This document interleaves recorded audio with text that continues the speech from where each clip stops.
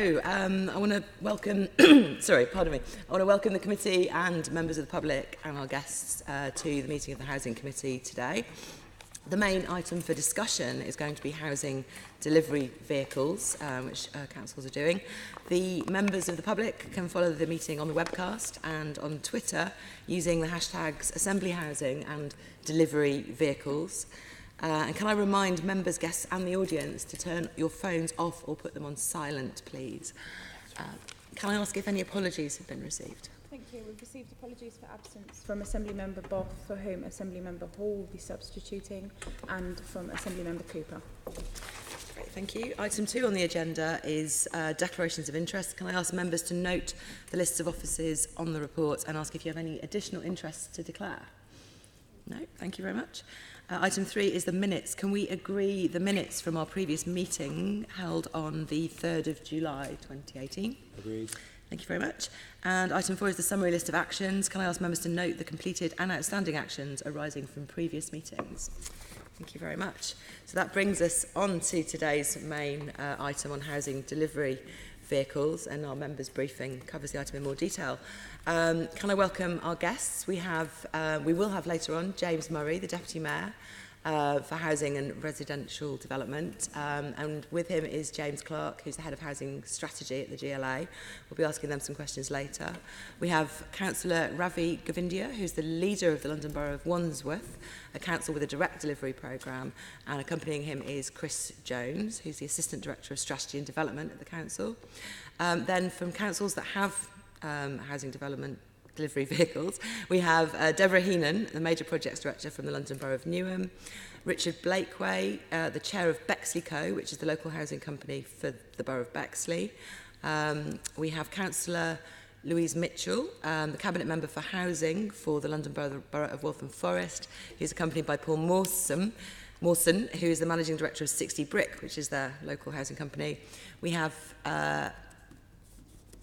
who do we have?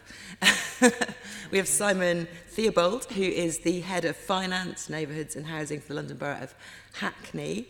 And we have Mark Bagent, who is the Interim Director of Housing and Regeneration for the London Borough of Tower Hamlets. And in the middle, we have Richard Blakeway. No, we have, Richard Blakeway.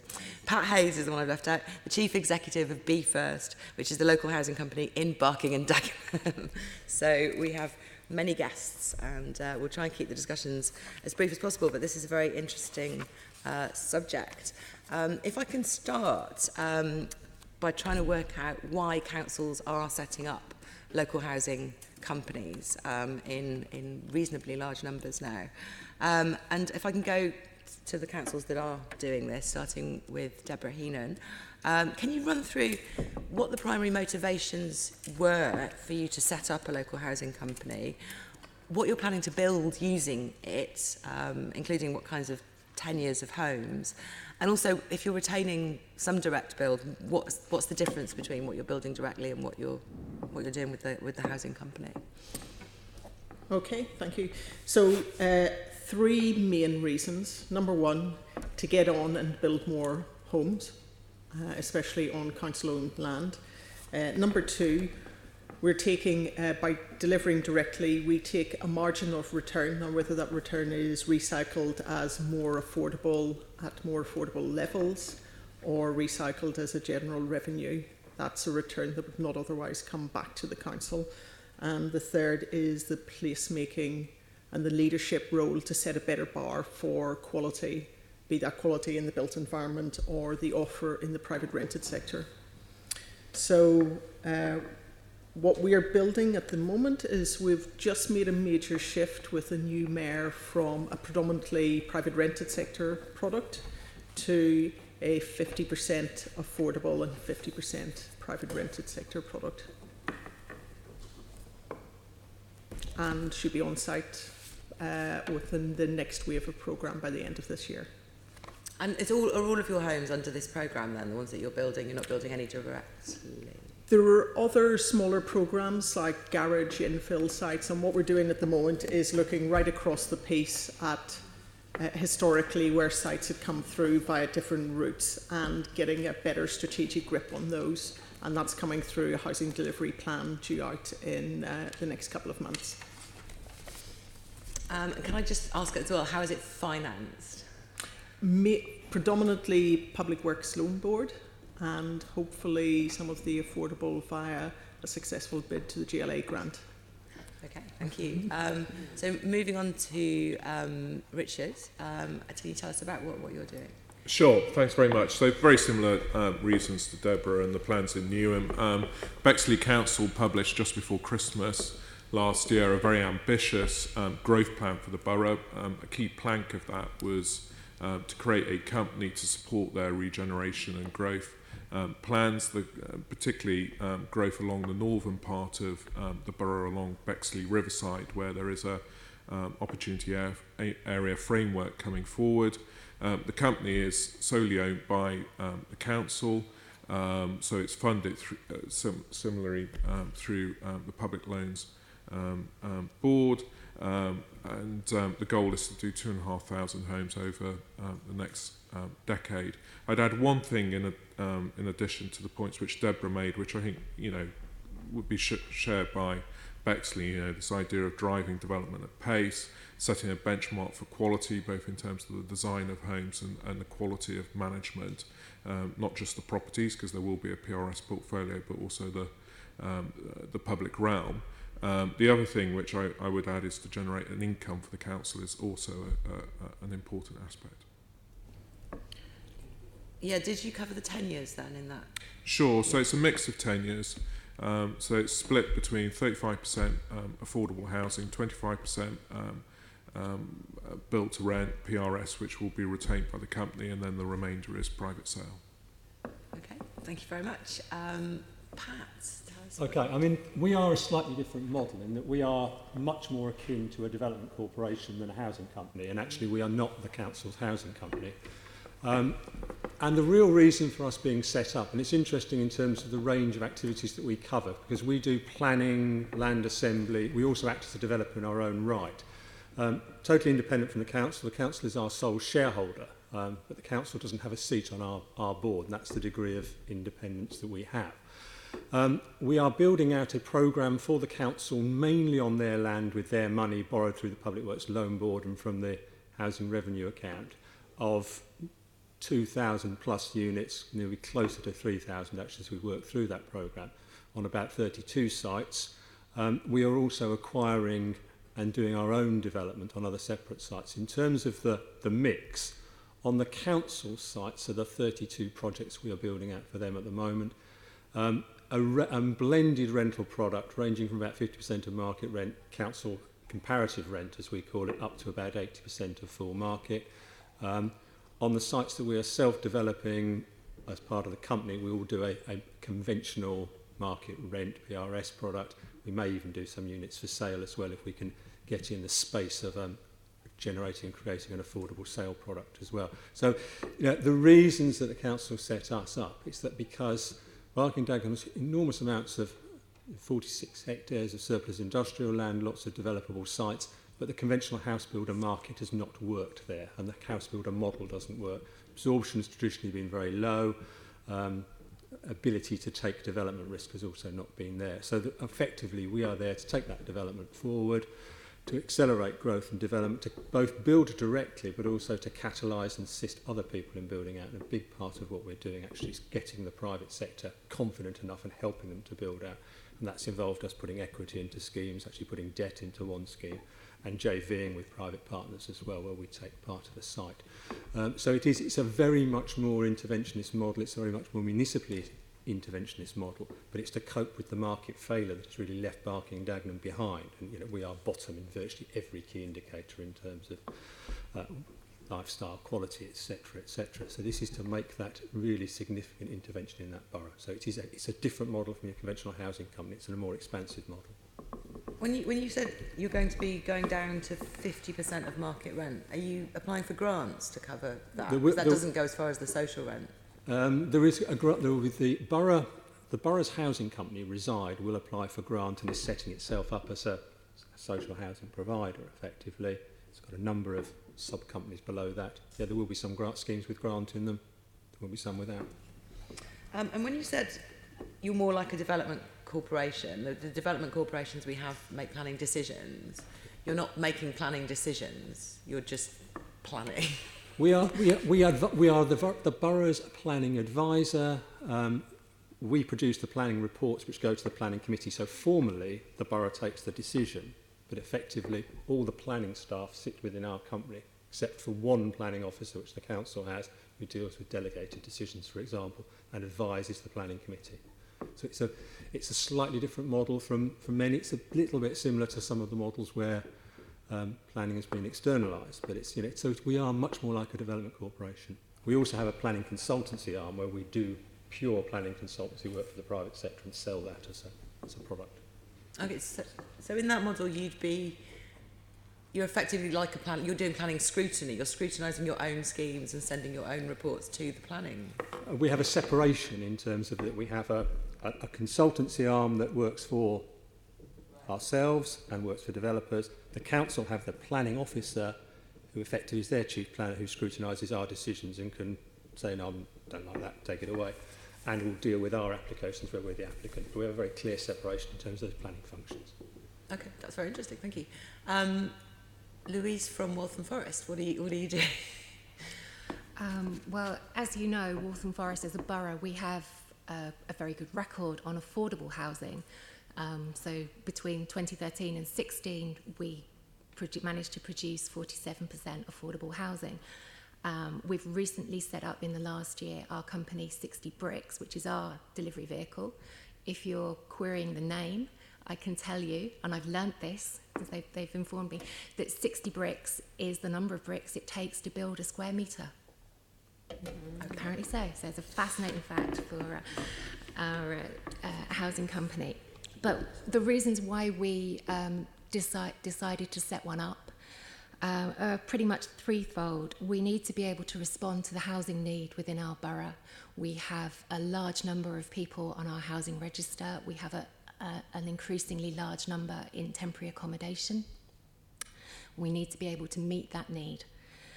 We need to be able to bring forward more homes than would be possible under the current arrangements with the housing revenue account and right to buy receipts.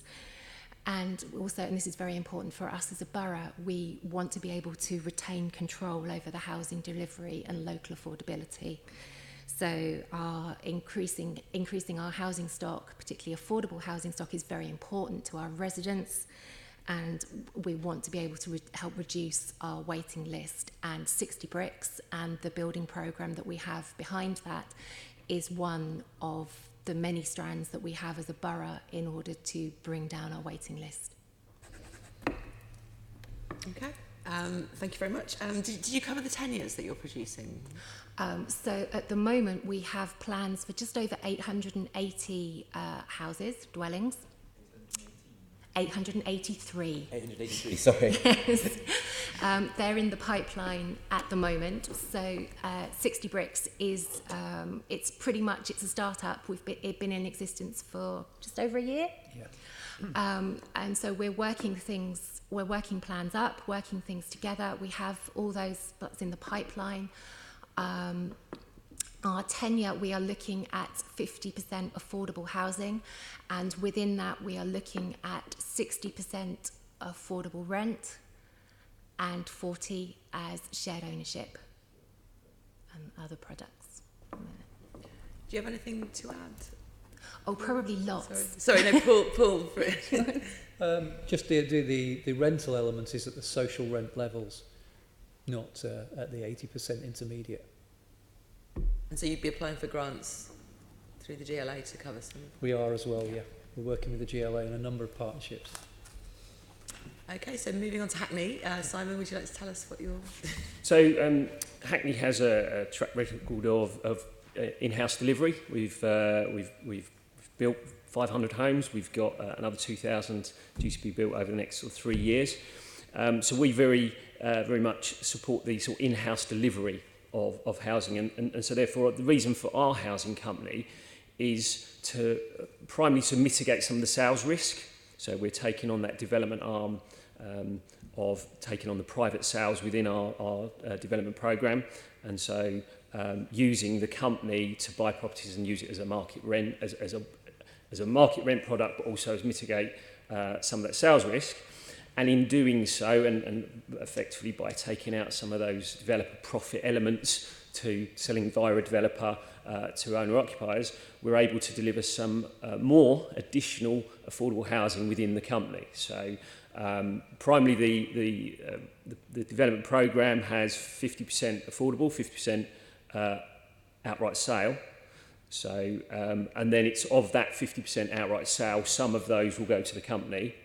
And of the properties that are sold to the company, we'll have a split of 80% market rent and 20% of a kind of affordable living, London living rent level product there. But you know, in terms of the delivery part, we feel we've got the.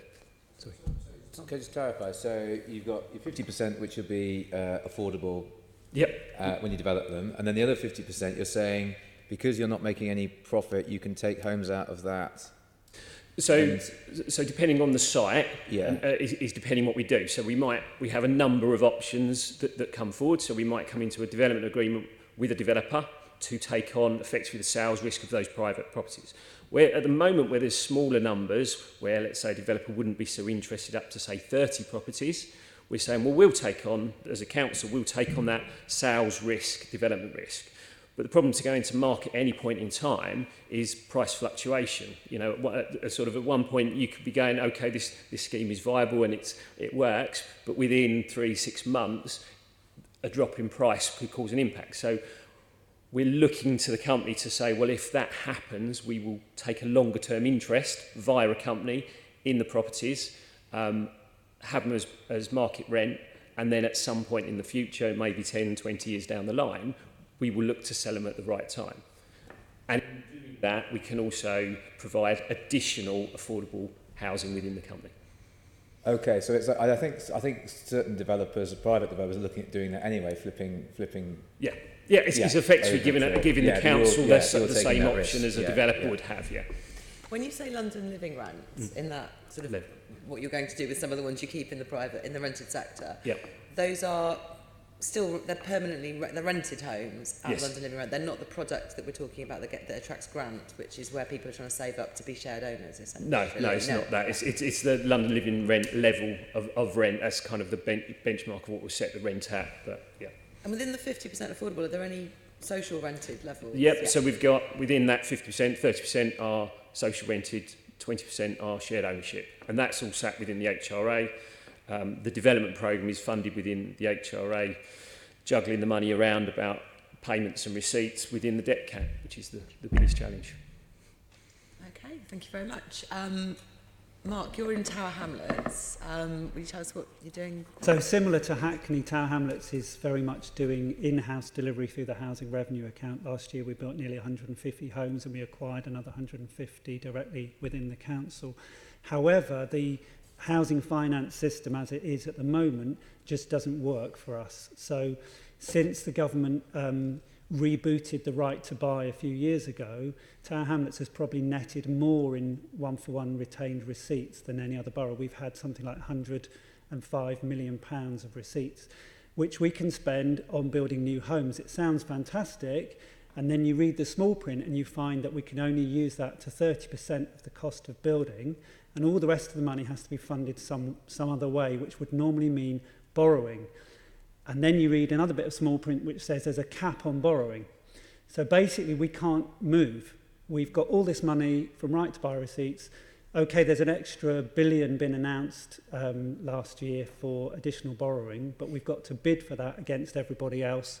And we're about to put a bid in, a very large bid, to the GLA, who'll be managing that on behalf of the government.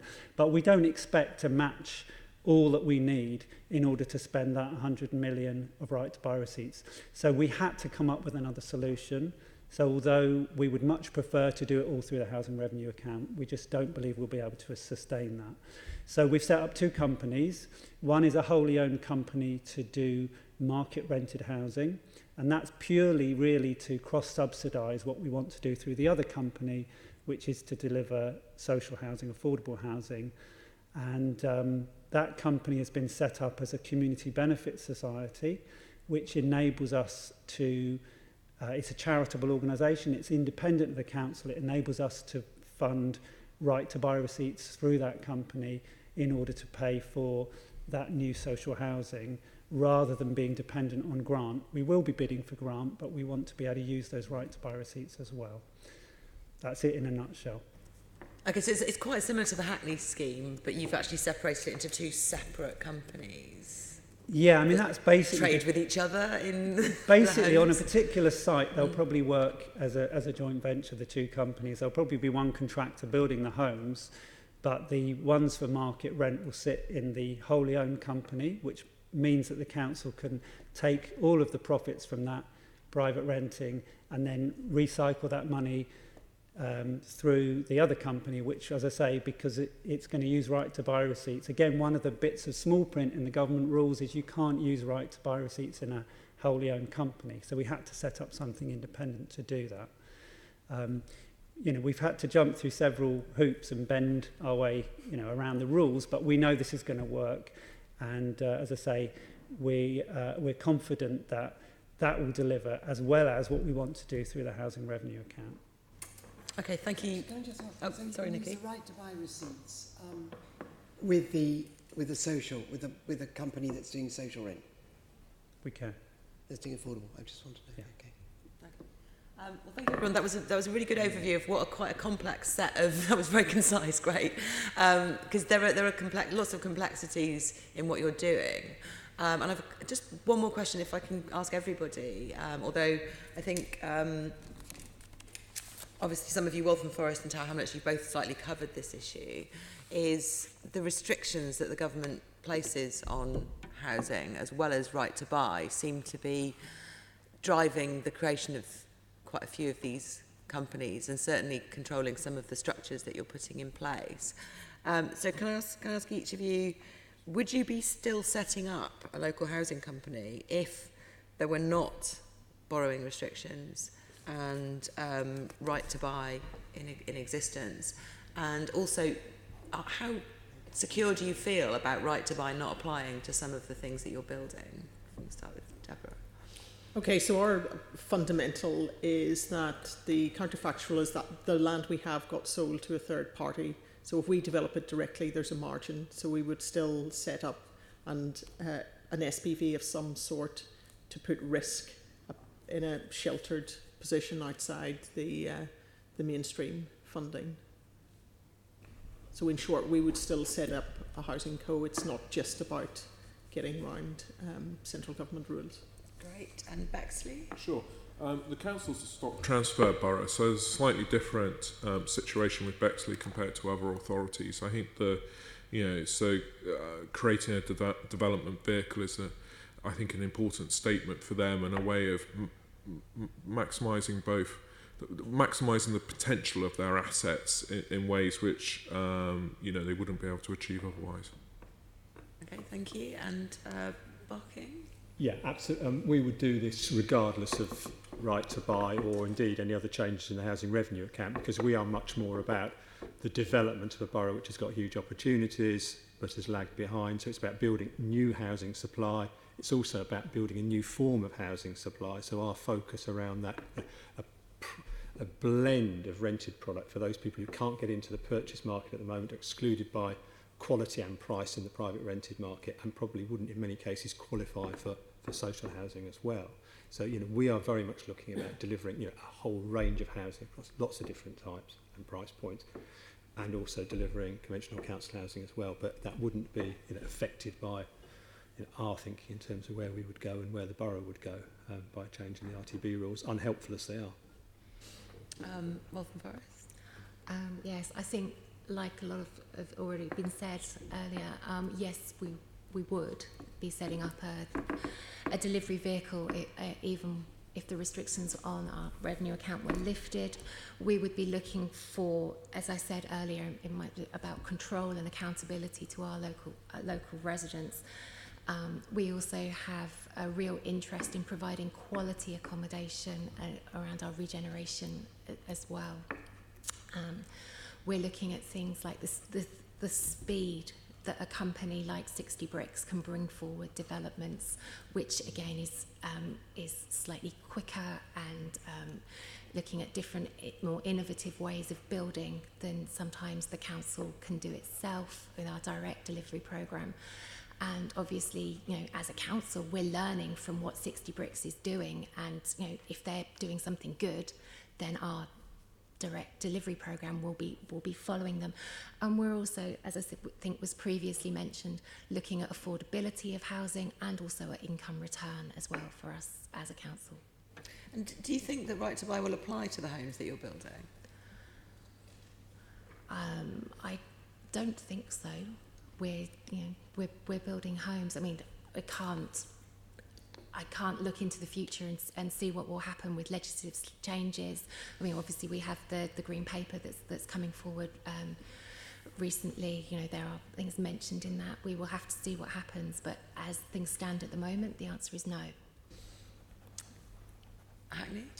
So as we're not developing through the company, and it's really to mitigate that sales risk and then that opportunity to provide more affordable housing, we would still do it because that sales risk would still be there within the council. It's probably just worth noting that the debt cap is obviously based on housing stock in 2012 under self-financing. So all of these new homes that are built, none of that debt cap calculation was used to formulate the borrowing for these. So you're kind of borrowing on existing stock for new delivery, which is the struggle that we will have.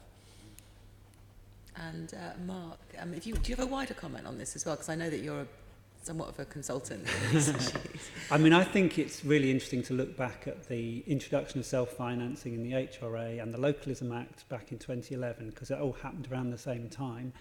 And a lot of authorities thought that that was opening up possibilities to be much more locally focused around use of, you know, all this money within the housing sector, the income, the capital receipts and so on.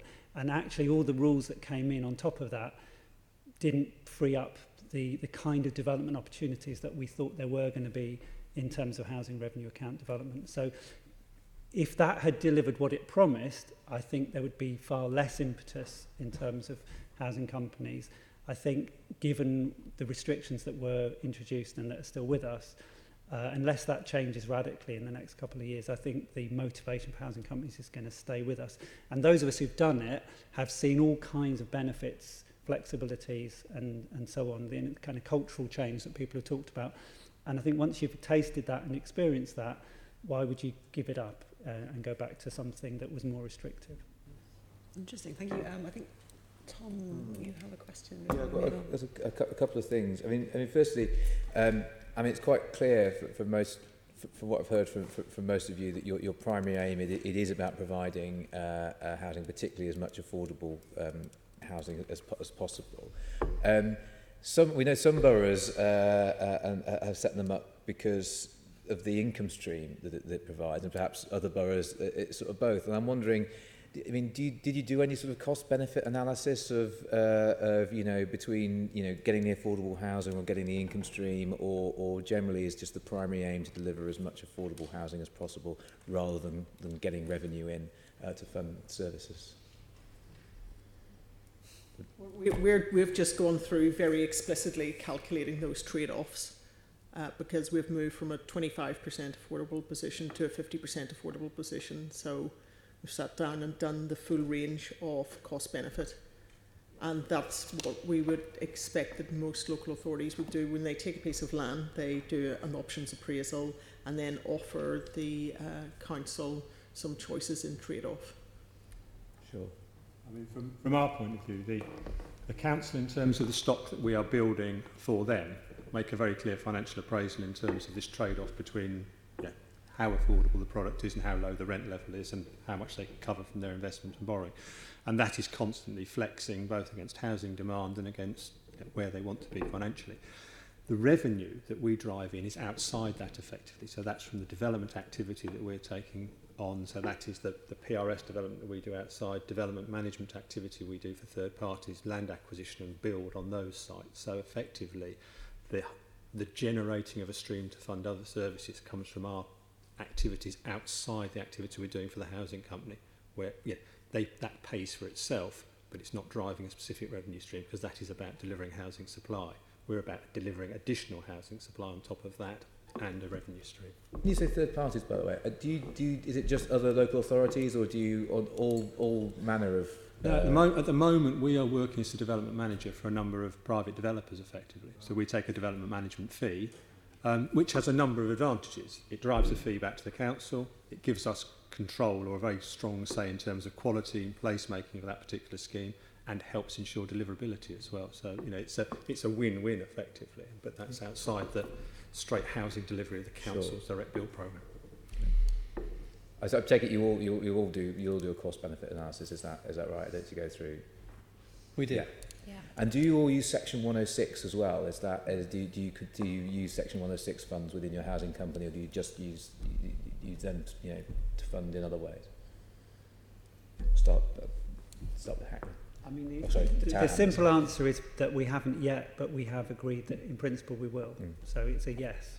Yeah, at Hackney, we've used Section 106 to fund the programme, but in some ways that's effectively recycled to deliver more housing, because by bringing in these other funds, grants, borrowing one for one, it kind of gives you that breathing room in your borrowing ability and deliver the ability to deliver more properties. And ultimately, yes, we you know, the council's there to deliver more affordable housing, but it's not just the housing, it's the place shaping stuff, it's the public realm, it's the commercial opportunities to make the whole community and make it work together. So I think housing is just one element of a whole wider range of development that makes the place, rather than just, you know, focusing on delivering the most amount of housing at the cheapest cost. Quality is, you know, we've learned the lessons of 50, 60 years ago of putting up concrete blocks and just, you know, bland blocks. And we're looking at that design quality, designing out the sort of antisocial behaviour within the design, making homes that people are proud of, the maintenance of it. So I think we're coming on to quality in the next question. I don't want to preempt that, but thank you. Yes. I think, like my colleagues said earlier, we have the facility to use 106. As I said, we haven't yet, you know, we're still a start-up, we haven't yet built anything. Money is public sector borrowing, so we're there. Sure. I mean, our approach, I suppose, again, would be slightly different in that we are actually bidding to house builders and saying, look, we will do the 106 component of the development for you, which would give us a double return, effectively. We can deliver the affordable housing and we get the commercial return from that. Sure. No 106, it's works and loan pool. No 106. We do 106, and just building on the other point, what we're starting to do now is think a lot harder in a total place context of the financial trade-offs. So, for example, if you build homes for older people, what you're doing is preventing adult social care costs later down the line, and also providing a better quality service for that segment of the population. Sure. And we're just beginning to think a lot harder about that and build it into the financial trade-offs. And finally, just in terms of meeting a sort of diverse range of needs, do any of your companies consider providing things like gypsy and traveller accommodation? We have been asked to look at the site. You have been asked to look at the site. Is it something you would consider? And are there ways that the Mayor of London could support you in doing that? Yeah, I think we would consider it, because that's the planning part of our business needs to find another site, and we'd probably therefore be retained to find that site and build it out. Sure. Yeah. Anyone else? It's not something that you've considered, but I mean, is there anything the Mayor, anything do you think the Mayor could do to support that? No? I think it's around the availability of land. Is obviously the key driver in there, and the land that we do have, whether it's through estate regeneration, infill or surplus land, it's looking at the best use and the location of that as what's the most appropriate to the type of housing to deliver, and whether that's temporary accommodation type, hostel type accommodation, whether it's permanent, rented, or whether it's a traveller site, is, you know, you look at the site and develop it in terms of the site context. Okay, thank you. Moving on, Assemblymember Kernan has some further questions about quality.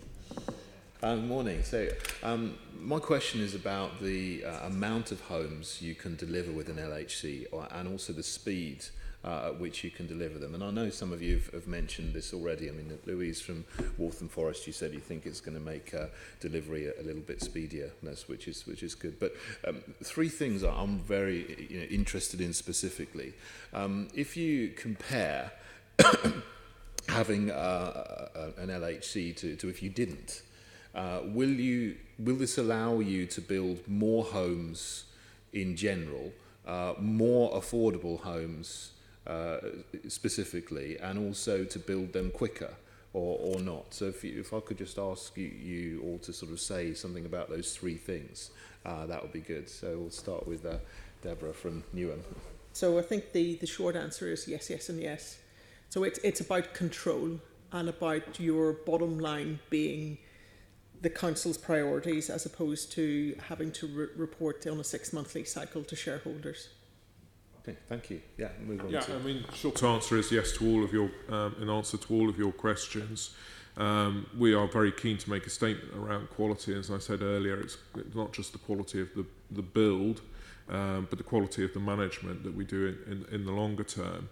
I mean, as an example of that, I suppose we have a car park which is opposite Abbeywood train station, and one of the things which we've done is appoint Reba to run a competition on that to find a high quality architect to design that building with planning parameters on it which will deliver more affordable housing than would probably be the case if it was just disposed by the council outside of its company. Thank you. Yeah. So. Yeah, I mean, the answer is clearly yes. In the year that we've been in operation, I think we've added over 500 units to the council's existing programme just by looking at it in a different way. We are now constituting ourselves as effectively a medium-sized house builder. Barking Dagenham's problem, as I said before, has always been absorption rate and build-out. The Barking Riverside development sort of staggered along at 150 units for about the last 20 years.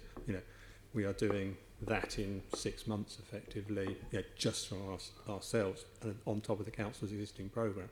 So, major accelerator in terms of what we bring to the piece. And it is the fact that we sit outside the council. There we can recruit the best people, we can pay market rates, we can do all these things which the council as a multifunctional public sector body can't do. So that we can really, do what councils traditionally did, recruit all the best people, do what needs to be done. We can bring in external sources of finance. We don't have to use Public Works Loan Board, for example. We can JV with other sources of investments, which I think is very important long term. So yes. Yep, to Waltham Forest. As colleagues have already said, the answer is yes. We have some very ambitious targets in Waltham Forest that have been set for us by the Mayor. Our house building target is 17, and we're also, and Paul has promised me that these schemes will come out of the ground quickly and that we will be able to move fast as a council. Okay, thank you. Yeah. So Hackney, So at Hackney, we're not using the company to do the development, but I suppose what I talk about is our experience of developing the in-house team, and we shouldn't underestimate the learning, the skills capacity to deliver homes.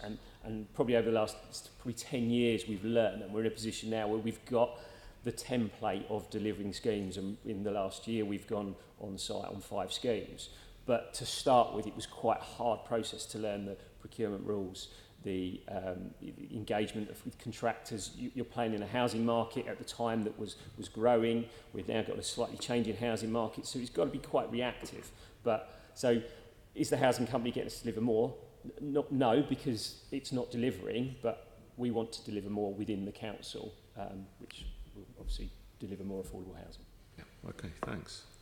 I would say similarly that once the company is set up, their capacity to do things more quickly, particularly around procurement, is definitely a big factor. But the actual process of setting a company up, and I've worked with quite a few councils on establishing companies, and it shouldn't be underestimated how much is involved in actually getting all the approvals, particularly internal finance, legal and so on, to actually set these things up. So if there are any boroughs who haven't got one who think it's just going to happen overnight, it does take quite a lot of work to set it up, and particularly around the skills needed to make that a reality.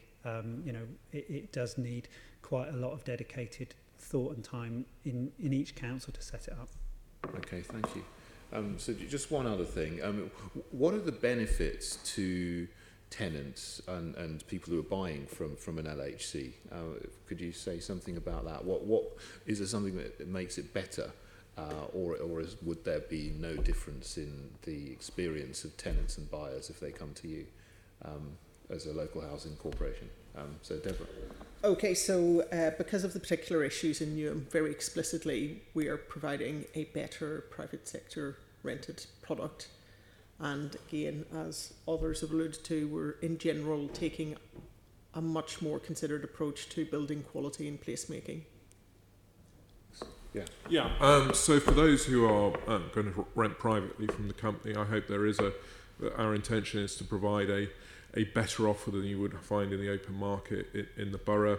The tenancy arrangements will be different, the fee arrangements are very different, and to make a very clear statement around that.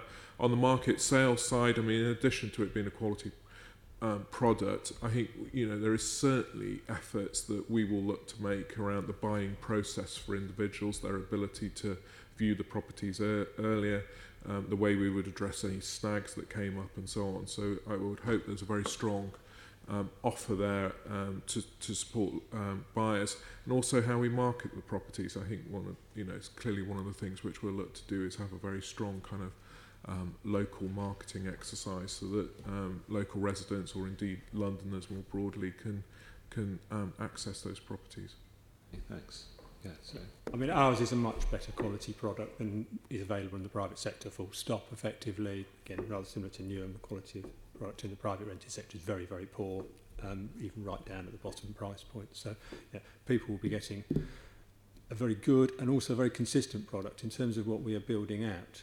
The objective is that though there's a very wide range of external finishes, designs, the product internally will meet common standards. There will be as much uniformity of parts and electrical and service equipment, so that it's much easier to maintain and look after. Big focus on cost in use in terms of design and build and construction, and cost of maintenance. So it will be a much more easy to maintain product, an easier to live in product, and indeed a product where you'll be able to move around the borough, for example, and you'd still know pretty much where everything is, and someone going in to service things and fix things knows that this is effectively a BeFirst product, and therefore, you know, just as you put under the engine of a Volkswagen Audi car, it doesn't matter if it looks different on the outside, the basic operating parts are all in the same place and a fairly degree of standardisation, so a better place to live in and somewhere you can move around. Is that because you think the quality of private rented sector accommodation, specifically in Barking and Dagenham, is lower? Would that be an issue in every area, or is that something that's... It's every area I've worked in London. I've worked in quite a few London boroughs, and the quality of the private rented sector is generally very, very poor. I think the product you'll see provided by all or nearly all council housing companies is way above what is available in the private sector, and at a much more competitive price than is available from some of the new build-to-rent developers as well. You know, and our challenge, I think, is around getting, you know, what is that absolute point of perfection in terms of range of services, you know, concierge, communal facilities that doesn't start to make it too expensive, but is what people actually need. So it's getting that sort of, you know, point of optimum price versus utility benefit, and that's what I think a lot of council housing companies are delivering. The moment in the private rented market, it either tends to be very poor amateur landlord product or bulk landlord, but at the bottom end of the market, or quite expensive specialist build-to-rent developers pitched at a particular market which is not the ordinary Londoner. Okay, right, thank you. Very interesting. Okay, so yeah, Louise, Waltham Forest. Thank you. As previously said, we will obviously be building quality products, and that's really important to us as a borough. The 50% of the dwellings that we're bringing forward through 60 Bricks that will be available for private sale, we are looking at ways that we can market those to local residents in the first instance, and almost on a sort of first choice basis. That's what we will be trying to do. And importantly for us, we will be having 50% of affordable housing, with a high proportion of those as social rent, and that's crucial within our borough. That's what a desperate need for accommodation is, and that's what 60 Bricks allows us to build. Thank you. Yeah, Yeah, so private market tenants as part of the company, the council has a better private renting campaign, and so we're going to, demonstrate those quality renting things that you need to do within that company. The sales element is done through the council, and obviously we're a visible freeholder.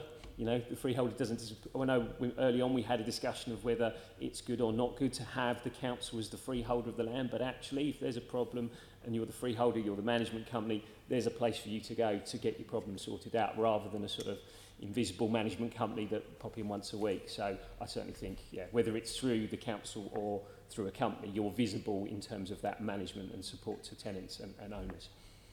Good point. Thank you. Yeah.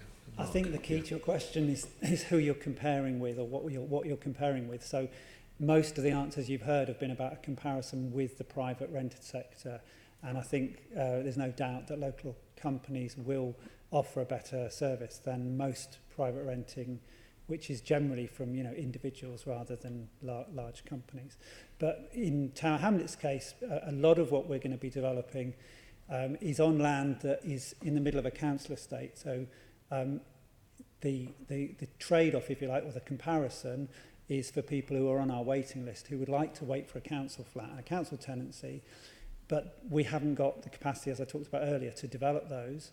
So we're having to develop something which is still at the same rent level, it's the same kind of product, but it's through a company that in effect is a private landlord, and it's not the council is the landlord, even though ultimately the council owns what's being developed. So there is a explanation for people. There's a kind of a whole marketing piece there around explaining to people that this is the best we're able to offer, and it's a good product, but it's not the same as a council tenancy.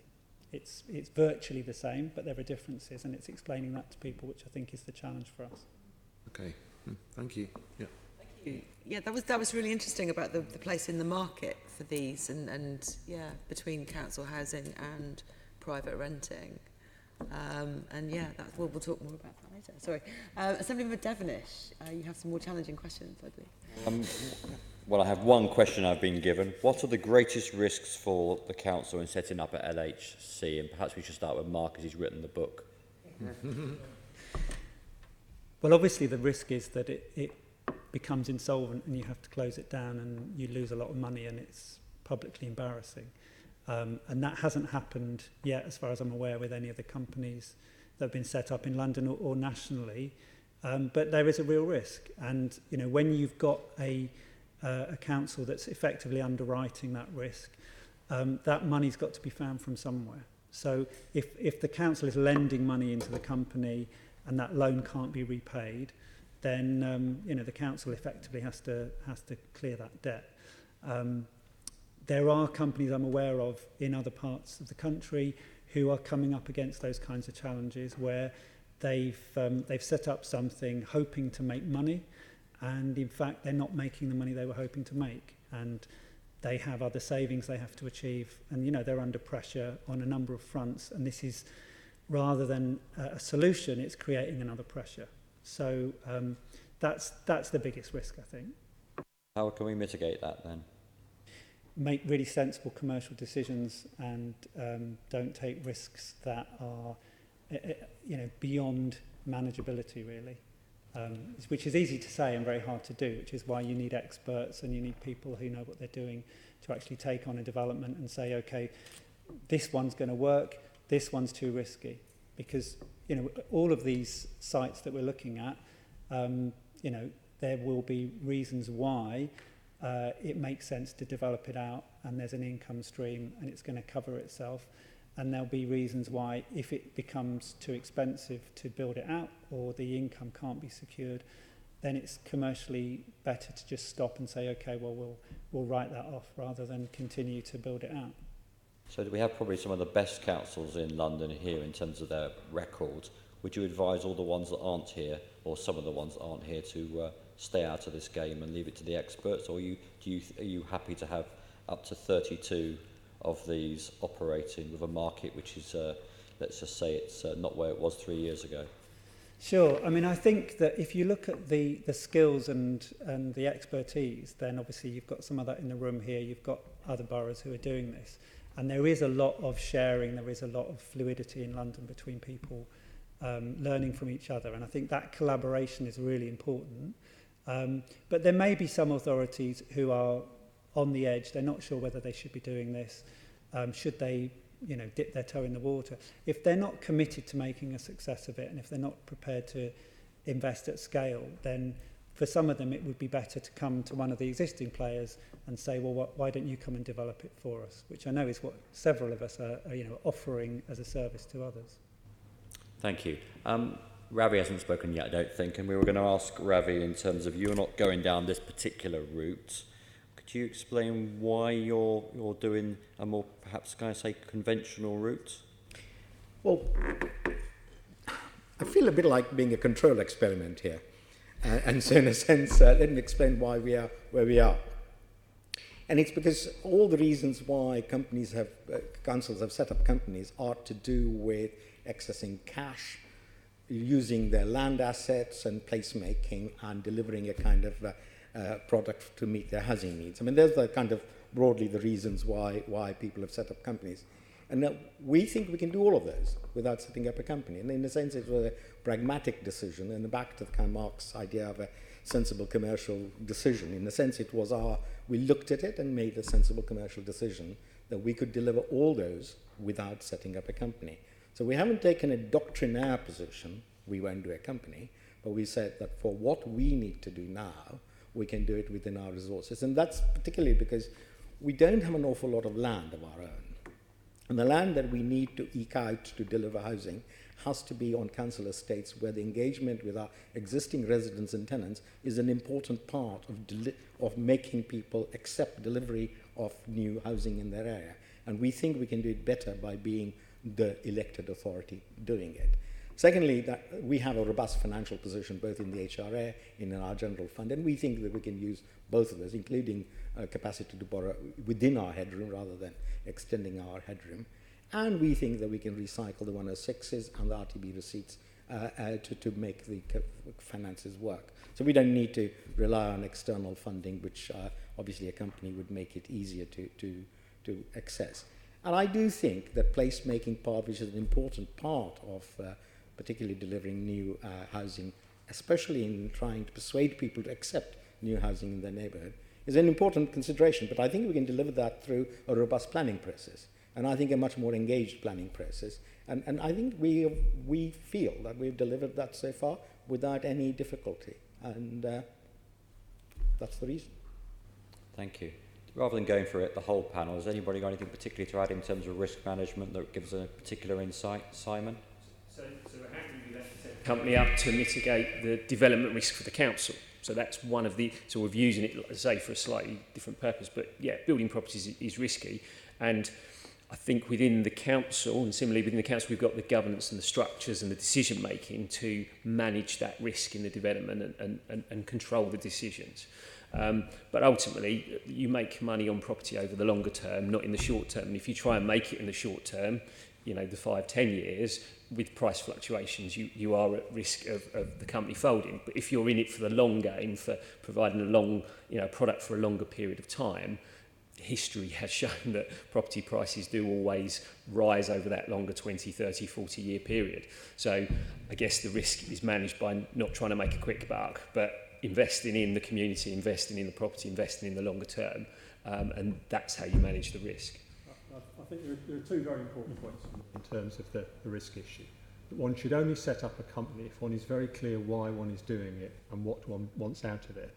And that shouldn't be just to avoid RTB, and it shouldn't be just to make money.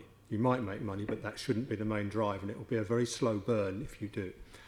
I think the other important point is to make sure that the company, when you set it up, you're actually committed to it. So therefore you commit the resource in terms of working capital, you commit the resource in terms of council borrowing credits if that's the way you're going, and you enable the company to be sufficiently independent to actually have those advantages of not being part of the council. It's absolutely pointless going through all the costs and rigmarole of setting up a company, which Mark alluded to then effectively not free it from the council to gain any of the benefits of being outside the council, which is a mistake I think that people will and have made.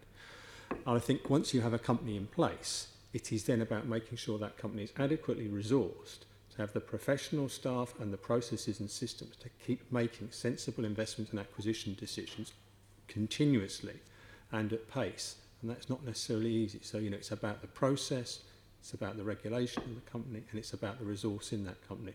So if you're going to do it, you can't do it half-heartedly. And I think if someone does this half-heartedly, that's when it will go wrong. And Tony, if I could just jump in. Just add, I agree entirely with Pat. I think on the development side, I would have a very strong view that you probably need a mixed development model. And if you just went with one route, you know, we will do self-build as a company, then that is taking on a considerable amount of risk. So certainly the way we've looked at the assets that we're developing, we have a mixed approach. The larger the site, the more likely we are to partner with someone or use in particular potentially use a joint venture vehicle to try and mitigate some of the risk and bring in additional capacity and expertise as well as additional finance to bring in those projects forward. Probably the risk that I would highlight the most is sales risk. As companies, we're all pushing very hard to accelerate development, but that means therefore we're building into a less certain market. I would argue a less certain sales market, certainly beyond 2020, 2021. Deborah? I think it's worth building on what Pat has said as well about doing this at scale. So if you think from the perspective of a developer, generally you would look at it in three types of risk: the sales risk, the planning risk, and then the construction design risk. If you take those in order, sales you can mitigate by thinking harder about how you segment the market. So it's back to that point. If you're building an older people's product and you're specifically targeting downsizers, you're able to take a segment and know that you're going to be able to sell. So you need to think, beginning like a developer, and then think harder about what your USP is because you are the local authority. Ditto planning, you can't fetter the discretion of the head of planning, but you should understand your own planning policies in your own area inside out, and you should be able to uniquely de-risk that. And then the third that I think is probably going to come in towards the end of this session is worth spending some time on is the construction risk. So some of the people around the table here, the numbers that we're getting into in terms of construction is heading towards £1 billion per borough. So the margin of developer profit is generally 20% in residential development, but if you don't have a full understanding and grip of your construction prices, you can easily lose that 20% by mismanaging the construction process. So I'd like to perhaps pick up on that again a little bit later. Fair as James has just come in and ask him to, good morning James, ask him how can you help risk manage this process to make sure local authorities don't take a hit on the market or the points that Deborah was particularly making as you came in? Sure. Well, without jumping in and getting the wrong end of any sticks, I would say that, you know, start from a general point of view in terms of housing developments that we're trying to support through City Hall, and clearly one quite obvious way of avoiding market risk in terms of sales is to focus on more affordable housing, and actually to increase the proportion of affordable housing within schemes effectively de-risks them. Sorry, Jess, to interrupt. We have got a lot. We want to talk to you later on about all of these issues, and you've come right in. Tony, you've come right in the middle of a discussion about just the risk side of things, and I'd rather we wait if that's okay. Is there anything specifically about? Do you guarantee any loans? Is there anything that you do with your grants to mitigate risk?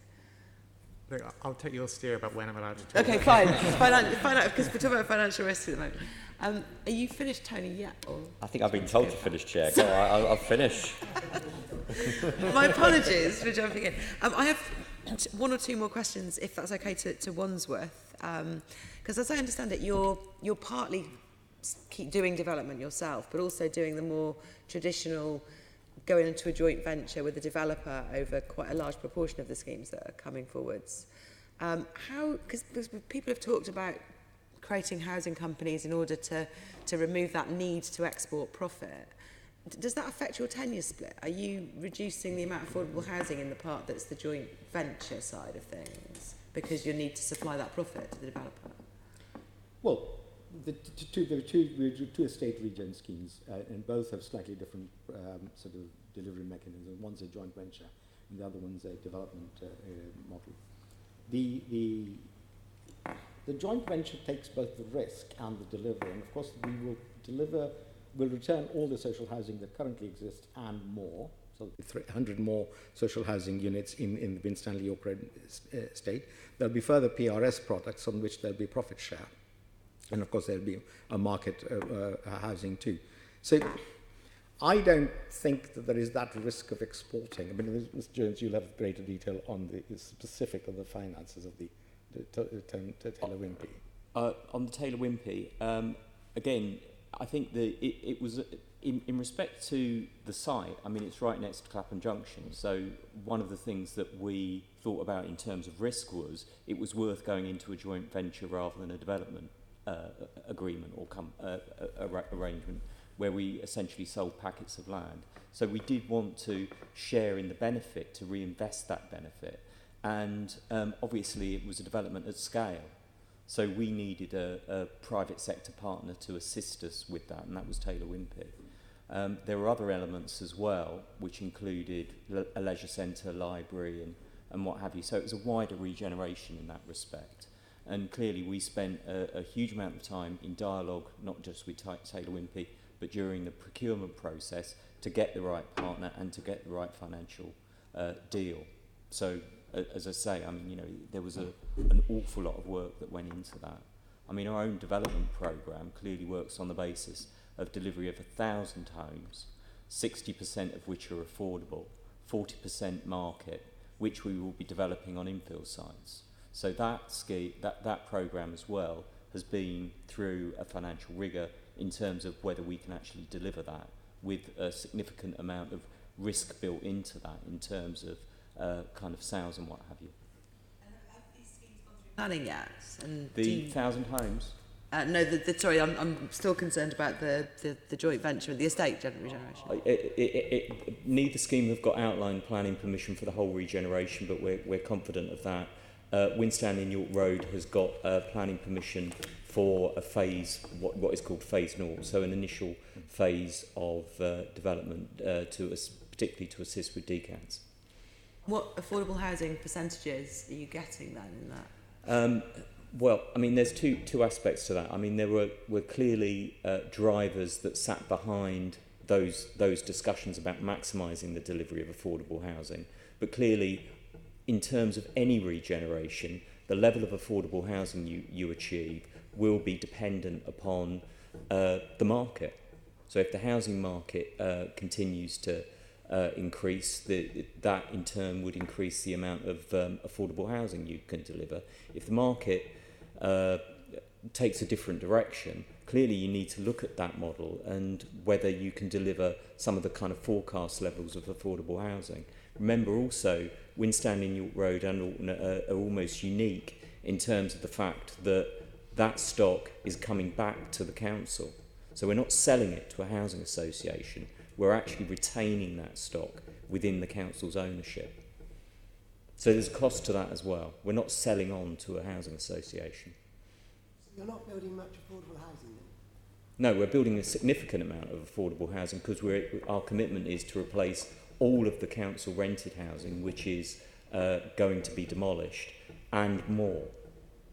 Well, that's the very minimum of the mayor's requirement. Sorry, are you aiming? Any estate regeneration, the London Mayor will take a view in terms of those regenerations working financially.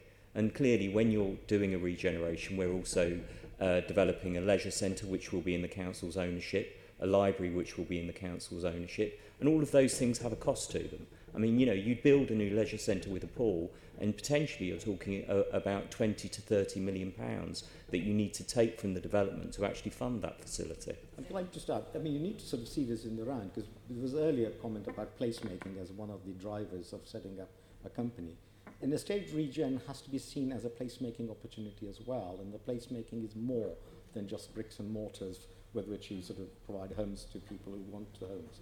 It is about making the place and in the context in which it is. So the leisure centre is one of those things, but there are health facilities, there's a new school, to be repositioned, moved and repositioned, churches to be provided. So all those costs have come out of the estate regen envelope. And that's one of the big factors in sort of both making the scheme work acceptable, but also restricts the kind of open-ended growth of affordable housing. That's fair enough. We are the Housing Committee, though, so we're very concerned about the amount of affordable housing. So, I mean, if I may say so, I mean, housing sits in the context of a wider community. And, you know, the acceptability of challenge of housing estate regeneration, particularly infill sites on estates, is going to be about how do you take the existing population with you. And if you don't take them with you, the delay in getting planning permission, delay in getting start on site will be significant, which will undermine both the delivery and drive up costs. So that, you know, so the non-housing factors are just as important in making sure that this is accepted and is accepted by the local community. So it's a shame we don't have Assemblymember Cooper with us today to offer a perspective. But my question just on, you've mentioned delivering PRS. Do you deliver that through your general funds? Do you deliver anything, because I know some councils are delivering through the general fund rather than through the HRA. So the PRS on the York Road Winstanley is through the joint venture. But that's all a joint venture. Thank you. I have a final question to Mark, if that's okay, in general terms. What we've seen is quite a few of the councils have been telling us they're using public works loans, boards, money to finance this. And as I understand it, councils borrow from the Public Works Loans Board at those rates, and then they lend to the company, which then has to provide a commercial interest rate back to the council. So the company is having to behave more like a commercial company and make effectively enough profit to pay back the loan. Is that part of the financial risk? What happens, what do the rules say if the company runs into trouble? Can the loans be renegotiated at lower rates, for example? Is that allowed? Sure. So this is all to do with state aid regulations. And depending on the purpose for which the loan is made, that will determine to some extent what loan rate is used. So if a loan is given for purely affordable housing scheme, it doesn't have to comply with state aid regulations. There's an exemption which you can secure, and therefore the loan margin might be very small. Whereas if it's for a PRS or a new build for sale scheme, then it will be at a full market rate, which could be quite a substantial margin. All of these rates are set by a decision-making process that the local authority has to go through its Section 151 officer, its treasury management process, and it has to be transparent, but it's not regulated other than through legal challenge. So the district auditor, for example, would have a look at the investment strategy and the decisions being made and might have something to say about it. But it's not something that central government or the kind of European law is kind of actively scrutinising. So as far as I know, there haven't been any legal challenges to any local authorities taking on loans and having kind of state aid compliance issues. The only case law I'm aware of is in relation to the Rico Stadium in Coventry, which was a football stadium funded through a loan from the local authority, which was challenged through a judicial review, and the case found that the local authority acted properly and that it was a state aid compliant loan. That was a loan at something like 4.5%, which obviously was considered a market rate for a football stadium. What a market rate is for a housing development company, again, just depends on the product and the level of risk. But those kinds of levels of loan are being made and, as far as I'm concerned, are compliant. And all the advice that I've seen from various different companies would sustain that. Thank you, that's really interesting. Right, we're moving on. Assemblymember Hall has some more questions. Right. This is a much shorter section. It's about quality, capacity and capability, and I think we've touched on some of these issues as we've gone through anyway. So if I could start by asking, where do you obtain the services and expertise needed to set up and run the housing companies? If I start with you, Mark, and work my way round, and then we'll ask Ravi something different. Sure. Well, I mean, I said a little bit earlier about the setup and the fact that, you know, a lot of authorities, when they first start out, haven't got the expertise and they buy in consultancy support and then they grow it within their team. And as you've heard from other boroughs, you know, some boroughs have been, over the last 10 years, have been developing this kind of development capacity, not just in housing, in fact, but also in other aspects of property development, whether it's schools or community centres, children's centres and so on. So quite a few local authorities have built up teams with those kinds of project management and development finance skills. You then get into the whole issue about managing the property, and some authorities will use their existing housing management service that provides management to direct council housing, and others will use housing associations or even private sector property managers. So there's quite a range of different options. Right, okay, thank you. Simon, have you anything to ask? As Mark alluded, we've had an in-house development team for about 10 years, and we've built that capacity up. We've learned lessons. We've made not big mistakes, but we've learned from the things that have gone wrong and put things in place, and we now have that template for delivery. So we've not done it, as I say, through a housing company, but we've still gone through that learning and growth process within the council. And, you know, I think we're at the point now that the challenge is retaining those highly skilled project managers who've learned the processes, because there are a number of other boroughs who are now wanting to do it. So we're finding the retention of those staff is quite difficult, because it's the capacity within London for all of these councils to have these teams to deliver these projects. And obviously the people have been developed within the councils who have done it and from the private sector, and we're all looking to have a part of that. So there is a skills shortage, let's say, moving forward.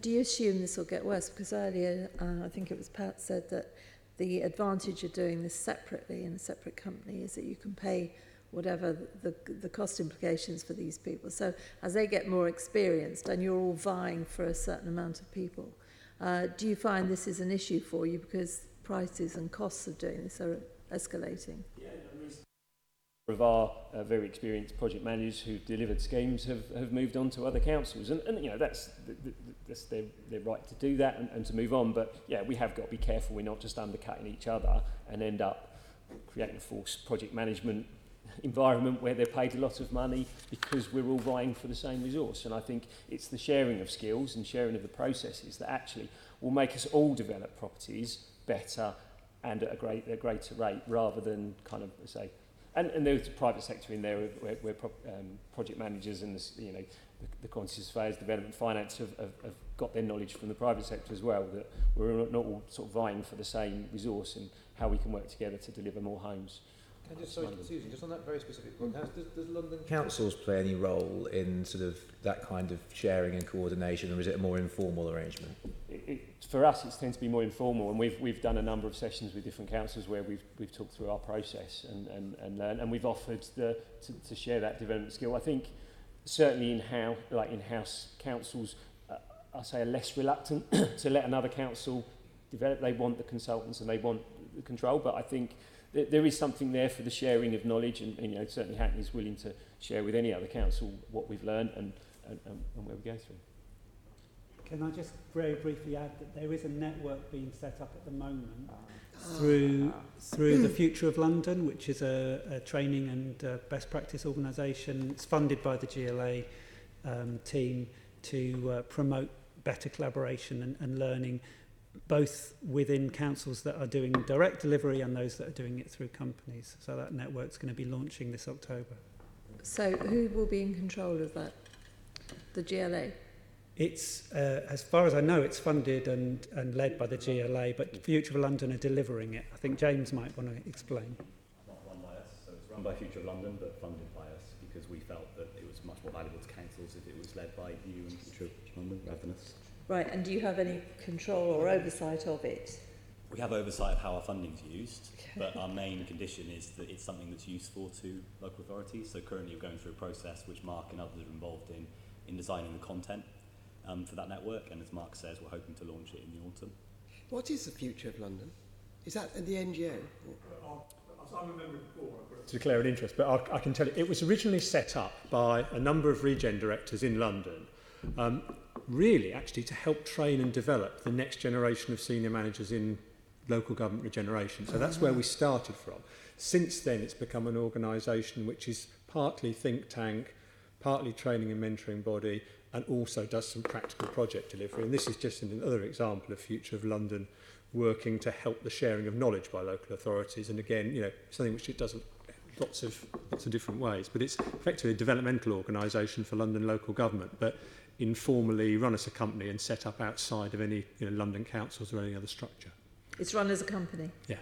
But it's not of local councils? No.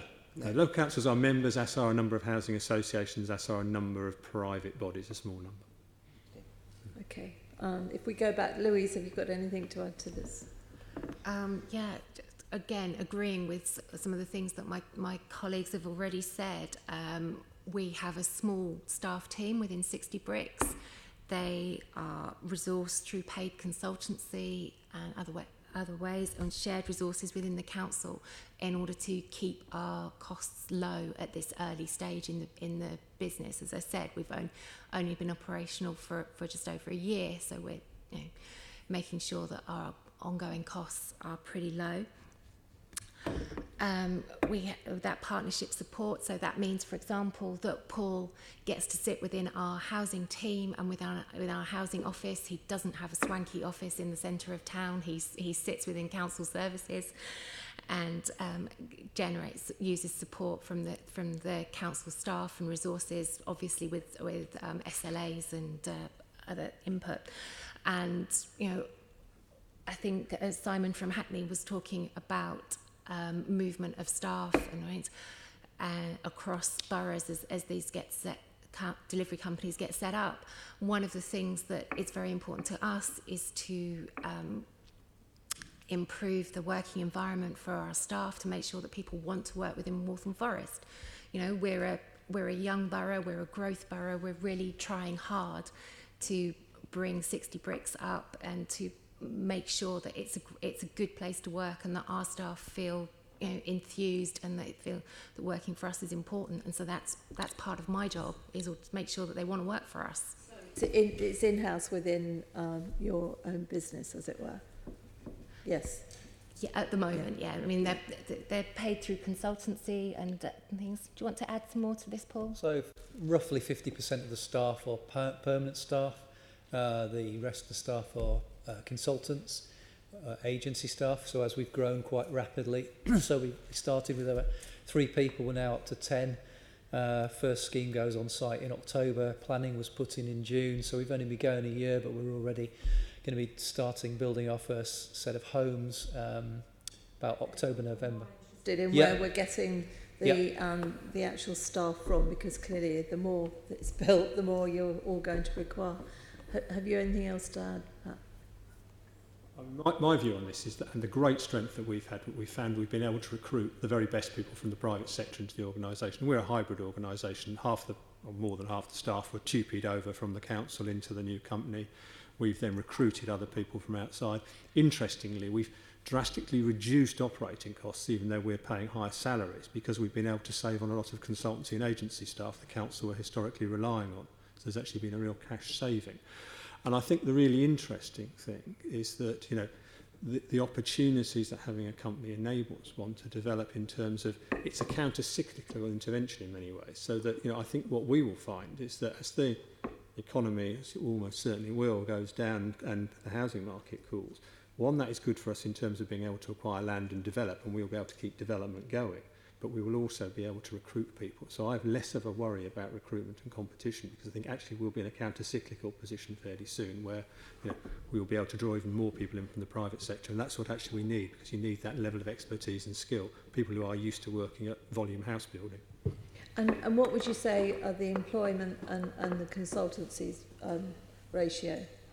I don't have an objection, and I think it is good sometimes to have consultants rather than having all your own staff. But I think what we are finding is that we've been able to replace staff with permanent employees in the organisation, and that actually works for us because we've got we've got a substantial pipeline of development, and actually it's better to have permanent people. We will always bring in consultants to complement those on specific projects.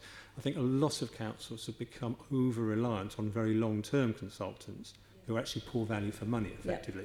I would much rather have a consultant in for 2 weeks, 2 months, possibly 18 months, and then they go, rather than rely on long-term consultancies. You actually get much better value from paying the market rate for people. And often, again, one of the benefits of local authority companies is being outside the council pay ceilings, which are quite rightly designed for a whole range of professions and occupations, that you can actually pay the market rate, which often is cheaper than paying consultants. Thank you, Richard. So we've been in setup mode for the last few months. So we're on a journey in terms of staffing the operation. Where we are at the moment, we have a team which is mostly made up of secondees. So we have secondee around finance and secondee around on development from the council. We also have someone who's a part-time secondee from the GLA as well to help us on the projects. We have we appointed an MD in June. I think the notable thing about that is we went to the market very clearly looking for someone that had worked with the public sector but had a predominantly private sector background and an expertise in construction. So we got someone who'd been doing regeneration around HS2 up in the West Midlands, but his background is predominantly working in the private sector where he worked for Balfour Beatty, and we thought that was kind of the right person to drive the organisation as we go forward. A bit like Pat said, we want to create a company that's still very light touch, but has more in-house expertise rather than the reliance on consultants. Just say a very quick word about the shape of the board that we have, because I do think we've given a considerable amount of thought about having the right board in place as well. And two appointments that we made to the board, which I think are important, is someone who'd recently retired as a development director for a major house builder, and someone else who'd been a chief finance officer at a local authority. We thought that was also the right kind of skills mix to bring in to give proper oversight. Thank you. Deborah? Just two things to add on what's already been said. I think when you get to the senior level, it's really important to get the combination of skills. So if you solely go to private sector residential developers, they're brilliant at commercial, but they don't understand politics and working in an environment where you've got multiple bottom lines. Whereas if you go solely to the public sector, there isn't the sharpness of the commerciality often, so it's getting that combination. And then again, I absolutely agree with try and recruit counter-cyclically.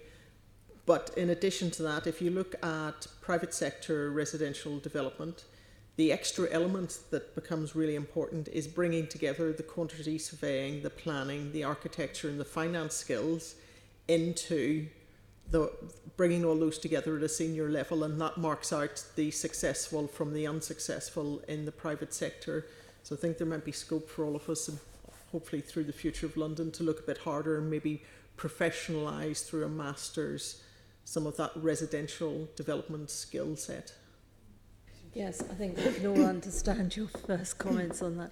Ravi, you've heard what everybody else has said, that obviously working with the private sector is so much more commercial, etc. Now, I know Wandsworth is run extremely well. What would you say about those comments with your getting staff and retaining staff, or do you use long-term contractors?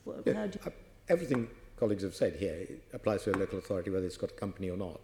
And in fact, it applies to other aspects of the local authority, because you do need to make sure that you retain a certain amount of nimbleness to recruit consultants for a short-term period to get the jobs done and finished. I mean, what is sort of unique about Wandsworth, which also explains why we didn't go down the company route, is that we have been a long-term, steady developer of housing, through particularly at the start of it, through our Hidden Homes program.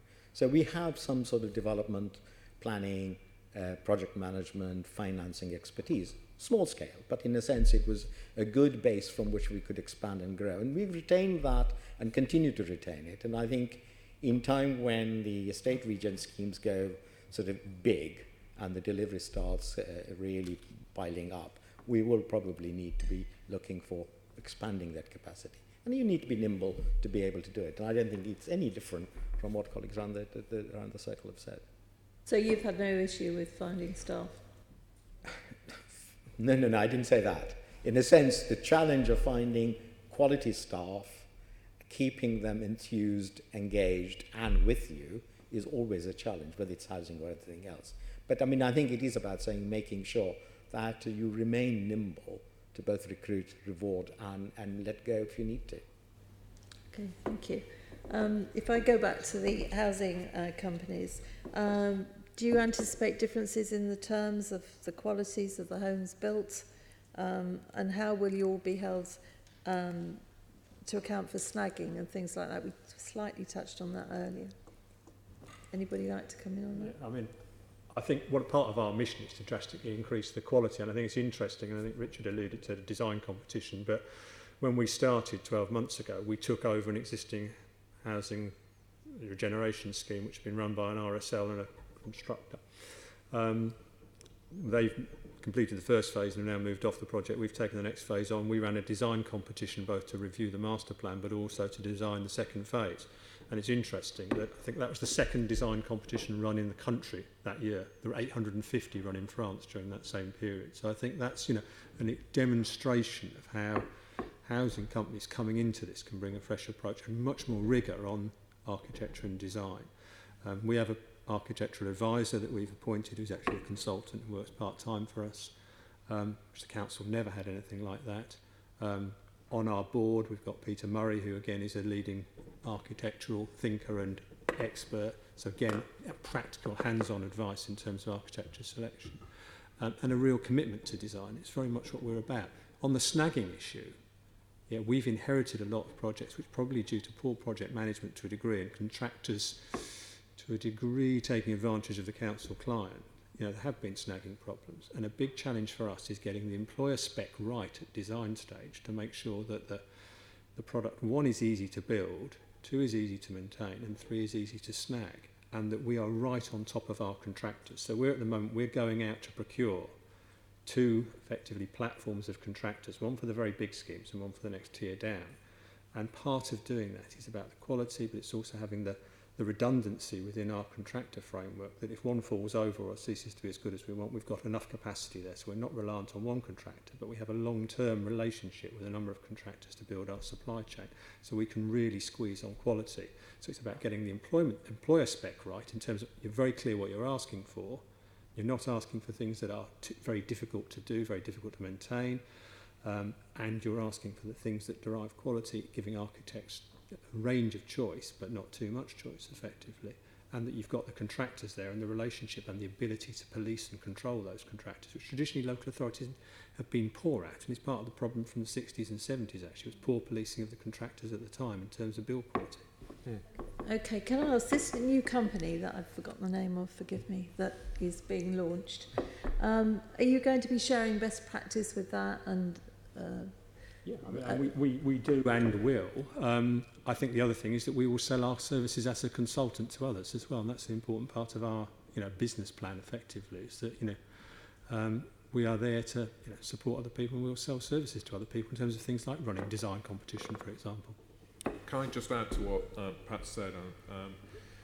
I completely agree that being clear up front about what you want as a company is important, so that informs not just the planning process but also the procurement process. And so we've spent a considerable amount of time thinking about how we our quality management system and also our design brief to be very clear on the house types that we want, the build types we want, choice of materials and so on. And I think where, as I say, we've got a mixed development model and we won't always be doing self-build, but where we do self-build, we will aspire to have 0 defects.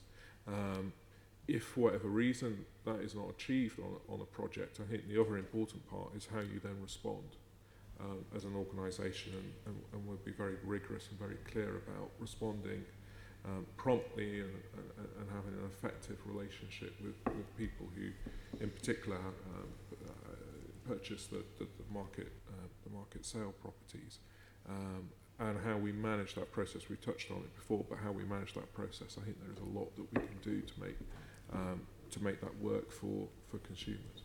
Okay, thank you. Has anybody got anything different to add? No? Well, I'm finished then. Thank you. Thank you. Yeah, in terms of sort of build out time,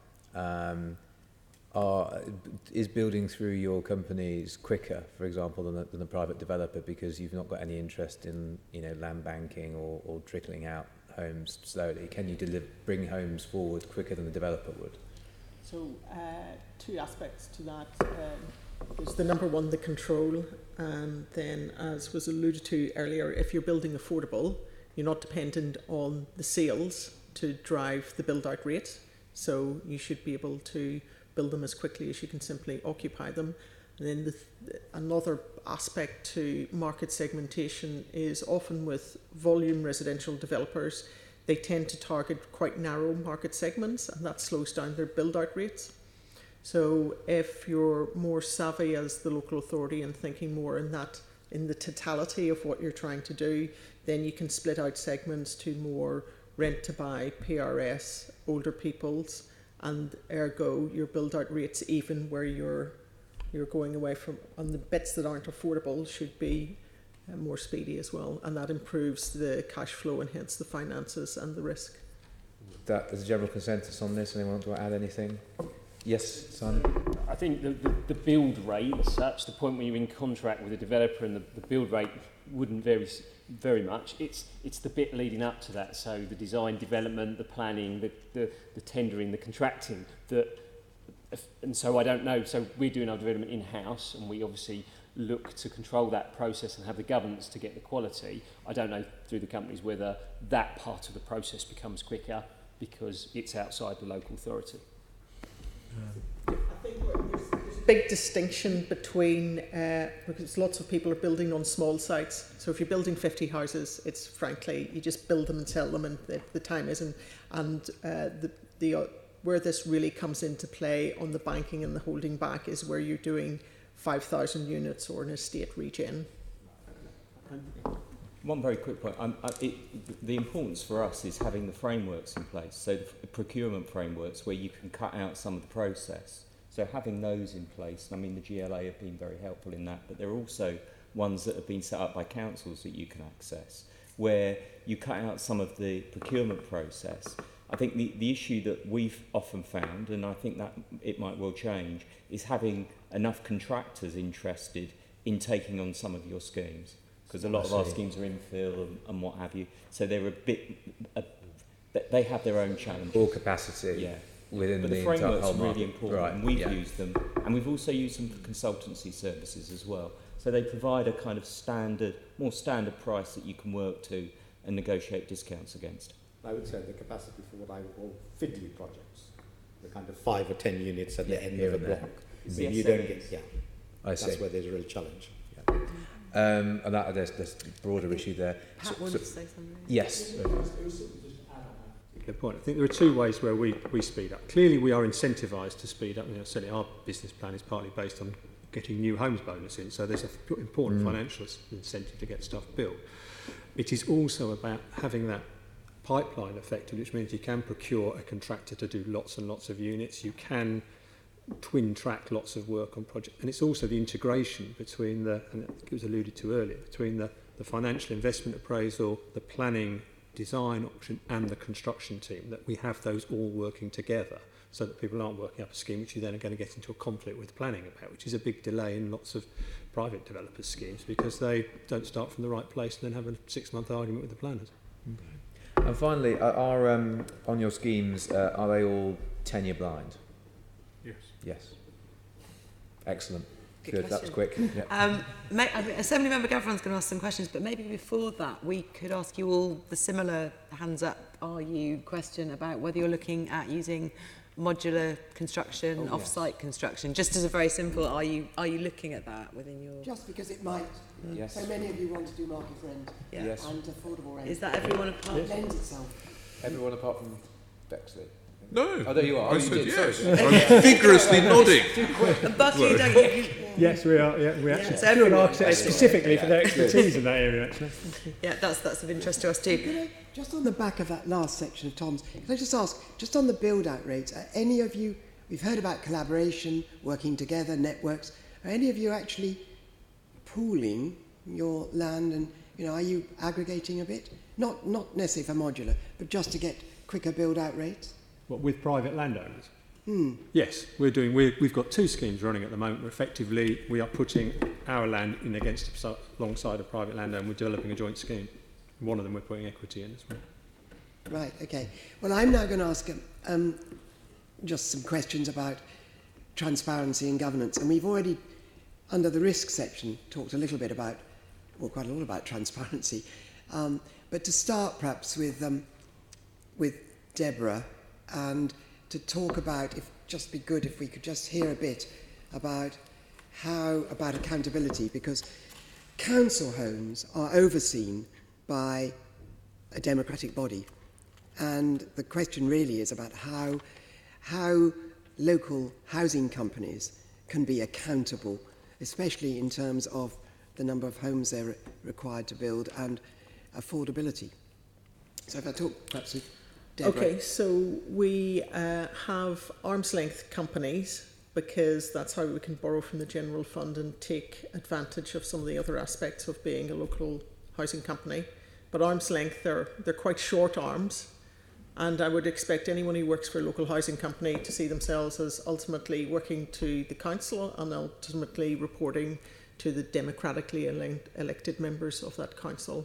And then again, with any good governance between a corporate centre. So similarly, if you have a national volume house builder, there will be a national corporate centre and regional companies, and you strike a balance of giving them enough design responsibility to go and shape the job that you've asked them to do, but transparency and clarity of how they report back and how they perform.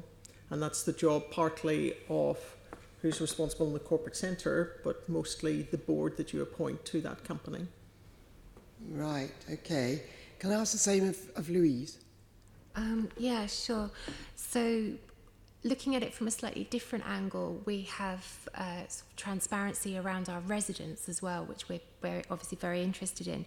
So obviously Paul here is the managing director of our company, and he reports to chair of the board, who is our corporate director of housing. There are also a number of other senior council officers who sit on the 60 Bricks board. So people from finance, from legal, to make sure that everything is done correctly. Then that 60 Bricks board then reports into what we have in Waltham Forest as a shareholder committee, which is made up of councillors. It's chaired by my cabinet colleague, Simon Miller, who's cabinet responsibility for Regeneration. And that looks at how the company is operating. And then even simple things like all of our all the building schemes that we have coming forward, they get brought to cabinet, which is obviously a public meeting, takes place in public. Papers are published on the web. They are available to any resident who wants to see them, who wants to look at them, and comment. And that shareholder committee also meets in public, and then everything goes through the statutory planning process. So that gives us, for us, that gives us another level of transparency with our residents, so that they know what we're doing and they understand how the 60 Bricks is going to add to the housing across the borough and alleviate our housing problems. Right, okay. So that's a slightly different answer, I think, to the sort of Deborah was alluding to. But for us, working with residents and making sure that they understand how this is working, so that it doesn't come as a surprise that we have, that we have the council direct building programme, and then we have this, which is new and different and hasn't been explained to anybody about what we're doing and why we're doing it, which is very important. So. Would your residents, citizens and so on? Yes, and obviously, every company around the table and across London and across the country. There are huge numbers of statutory controls that limit what you can and can't do, internal checks and balances around audits and all sorts of things. And of course we have those, but what in addition, what's important to us is how we account to our residents for what we're doing as well. Mm-hmm. Yes, and can I ask Hackney?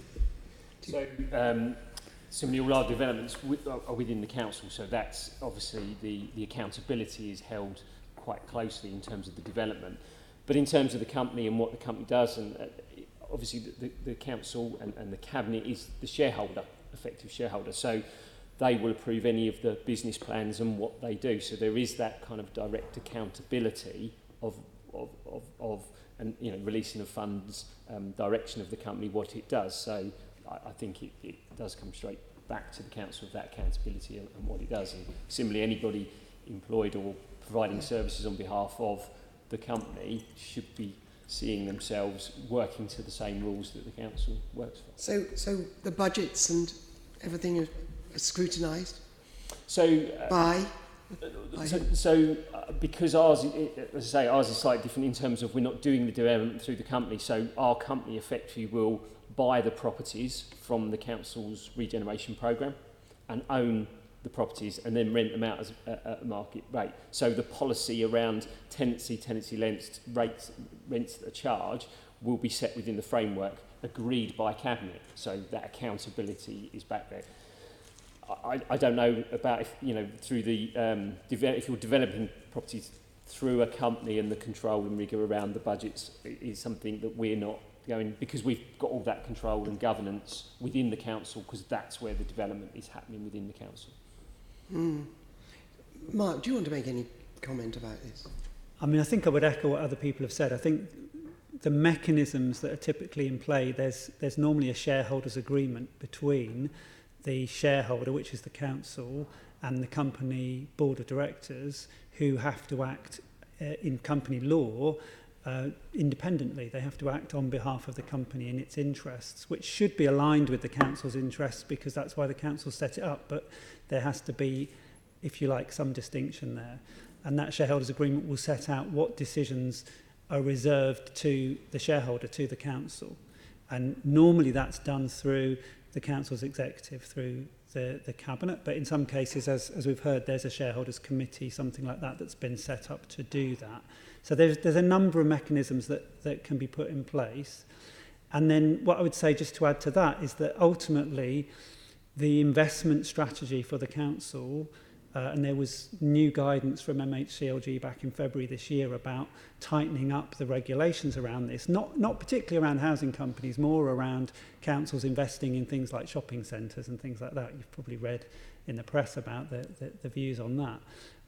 So the investment strategy for the whole council has to go to the full council for approval every year, so that the council is clear that it is making sensible commercial decisions about how it invests its money, albeit that through these local housing companies, it's leaving the day-to-day decision-making to a board of company directors, rather than it all coming back through the council's committees and cabinet.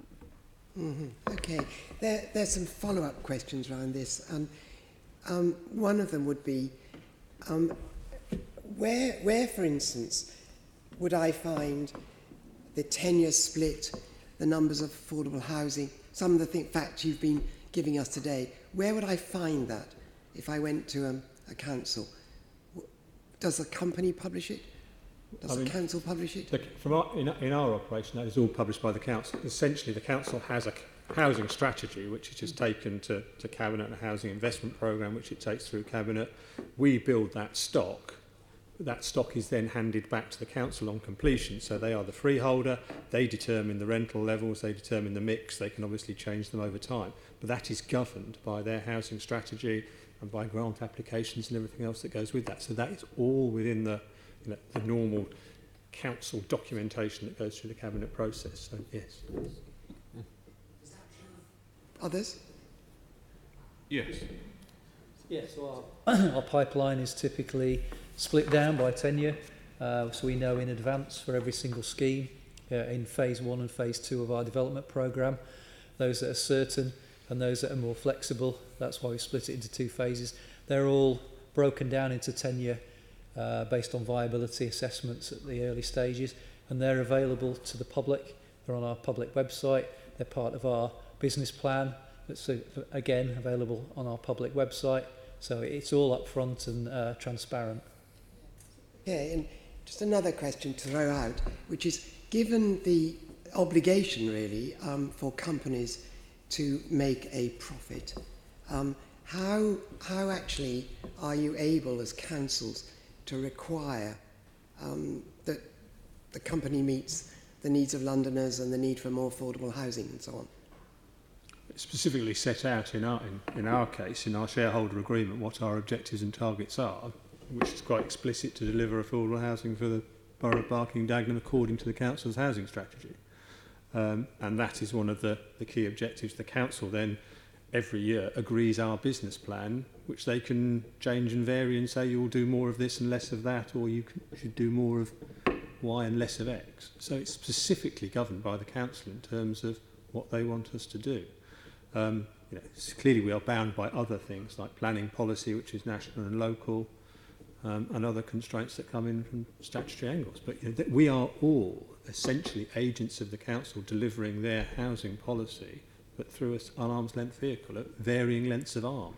But that all rests with the Council, as Mark said. The primary documentation is the shareholder agreement and the annual business plan, which is nearly in all cases, I think, approved by the Council.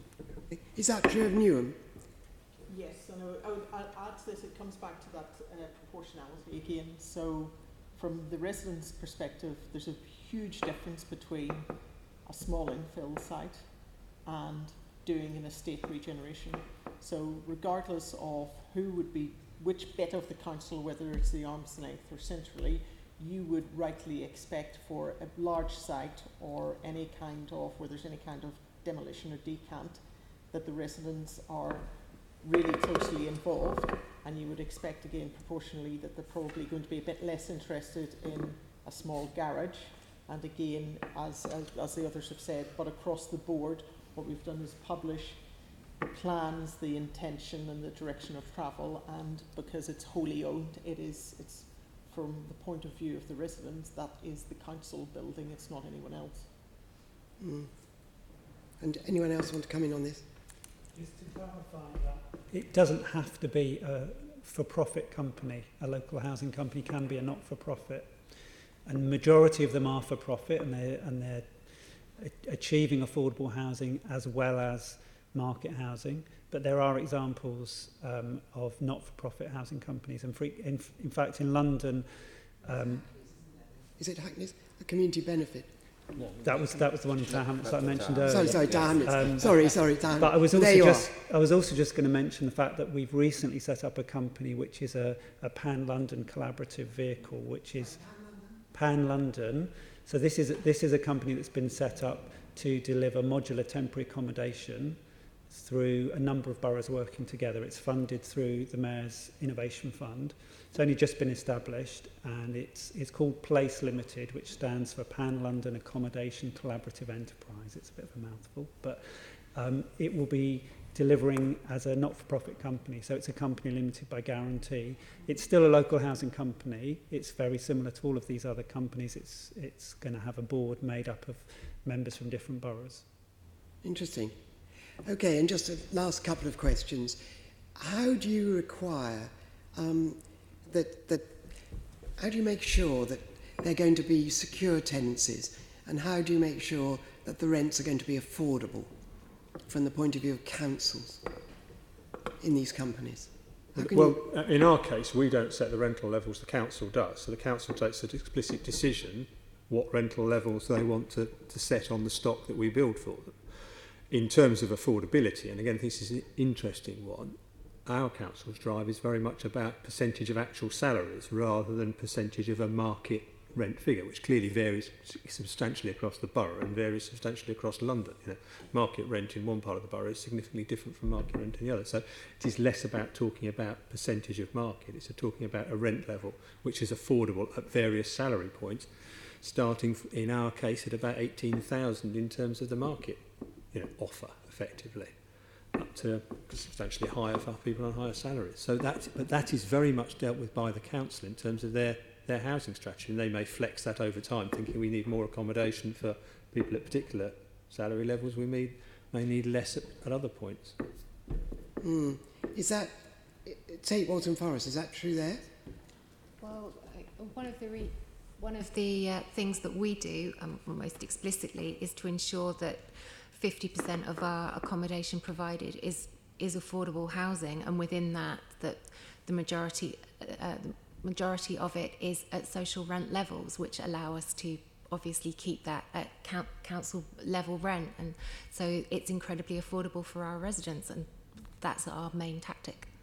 So you have a lot of control over the rent levels? Yes. Because one of the things we are hearing is that families, particularly when there's new housing, families can't afford the new housing because the rents are too high. Yeah. Yeah. This is the sole purpose, actually, one of the many other purposes of having housing companies. This is to deliver stock for those people at affordable prices, because we can drive construction costs down, because we can actually increase supply. So it's coming through into the market in inverted commas, is why councils are actually doing this. It's an intervention. You know, a lot of the stock that we are building is family housing at affordable rent levels. So wait a minute, let me just understand something, because the welfare reforms, there's this horrible mix of welfare planning and housing reforms, but the welfare reforms have made it very difficult for families in some cases to afford the higher rents that are charged for new build, and they are saying housing companies avoid that.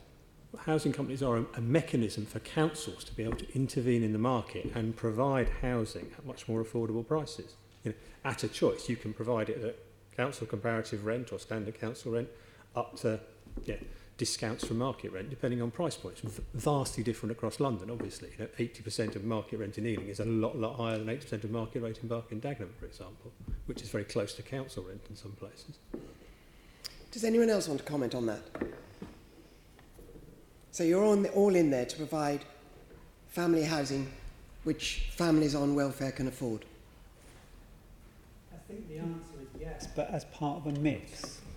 And I don't think it's part of a mix. So I don't think anyone is saying that their company can deliver 100% social rented housing at, basically the same price as council rents, because the only way to do that is for a huge amount of grant to go in. And for most of these companies, the way they effectively grant fund that is by delivering other products as well, which cross-subsidise. Okay, moving away from fine. So, well, it is a governance question in a way, because it's how councils are actually dealing with affordability through their companies. The final question is about how you manage, how the councils, I suppose, oversee, and how the housing companies manage the involvement of tenants. Who wants to say something?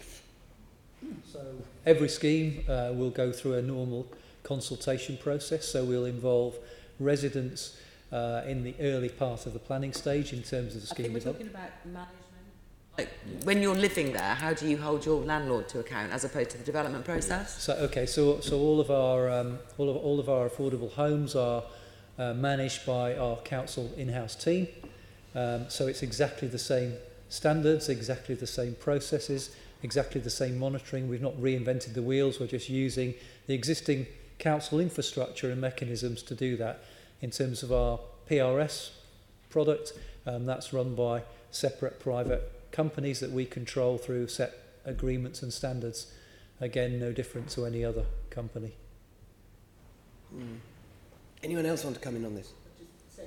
That's part of Newham's wider policy, that we're explicitly moving away from a perception of institutional indifference, sometimes is the perception from some of the tenants, and we're working through a housing delivery plan and explicitly getting much more in tune with residents, what they're looking for, and having a much more open dialogue with them as the tenant. Can I chat? I'm about to leave, but just one. As this discussion was going on, I suppose one, and speaking almost as a kind of just a politician rather than giving evidence to you, the question always will be that when the sensible commercial decision that a company must make comes into conflict with the sensible political decision that a local authority must make, what is the mechanism for resolving that conflict? I mean, that's a big issue, and I suppose it's one that will depend on the nature of conflict. But it'd be quite interesting to know if there is a mechanism for conflict resolution of those two very different priorities. But on that very unanswerable question.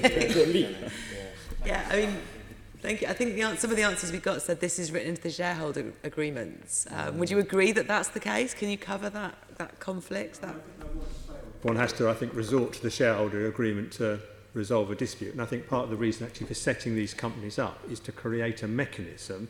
You know, as Rick said, you know, we've got an extremely expert board who provide advice to the company, but ultimately also there for the council to think, well, if they're saying that, then possibly we ought to do this. And there is that process in terms of that having that range of expertise in two organisations effectively addressing the same problem, rather than it just being confined to the very narrow prism of the council. You've now got the company there giving you advice and expertise and enables you to knock a decision around and come to the best possible conclusion. Member Devonish with supplementary questions on transparency governance. One for Mark, he mentioned not-for-profit companies, and I wondered the advantages and disadvantages of doing profit versus non-profit model. I mean, it really depends the purpose of the company in the first place. So, as I said, if what you're doing is fundamentally about delivering affordable housing, you're probably not doing it to make a profit. If you're doing a mixed tenure approach, then you probably are doing it to deliver a profit, partly to cross-subsidise the affordable housing you're delivering, and partly to make money for the local authority to spend on other public services. So that's the basic distinction. Thank you. Is that Member Devonish? I'm not sure if the panel has got Appendix 3, local housing companies by borough.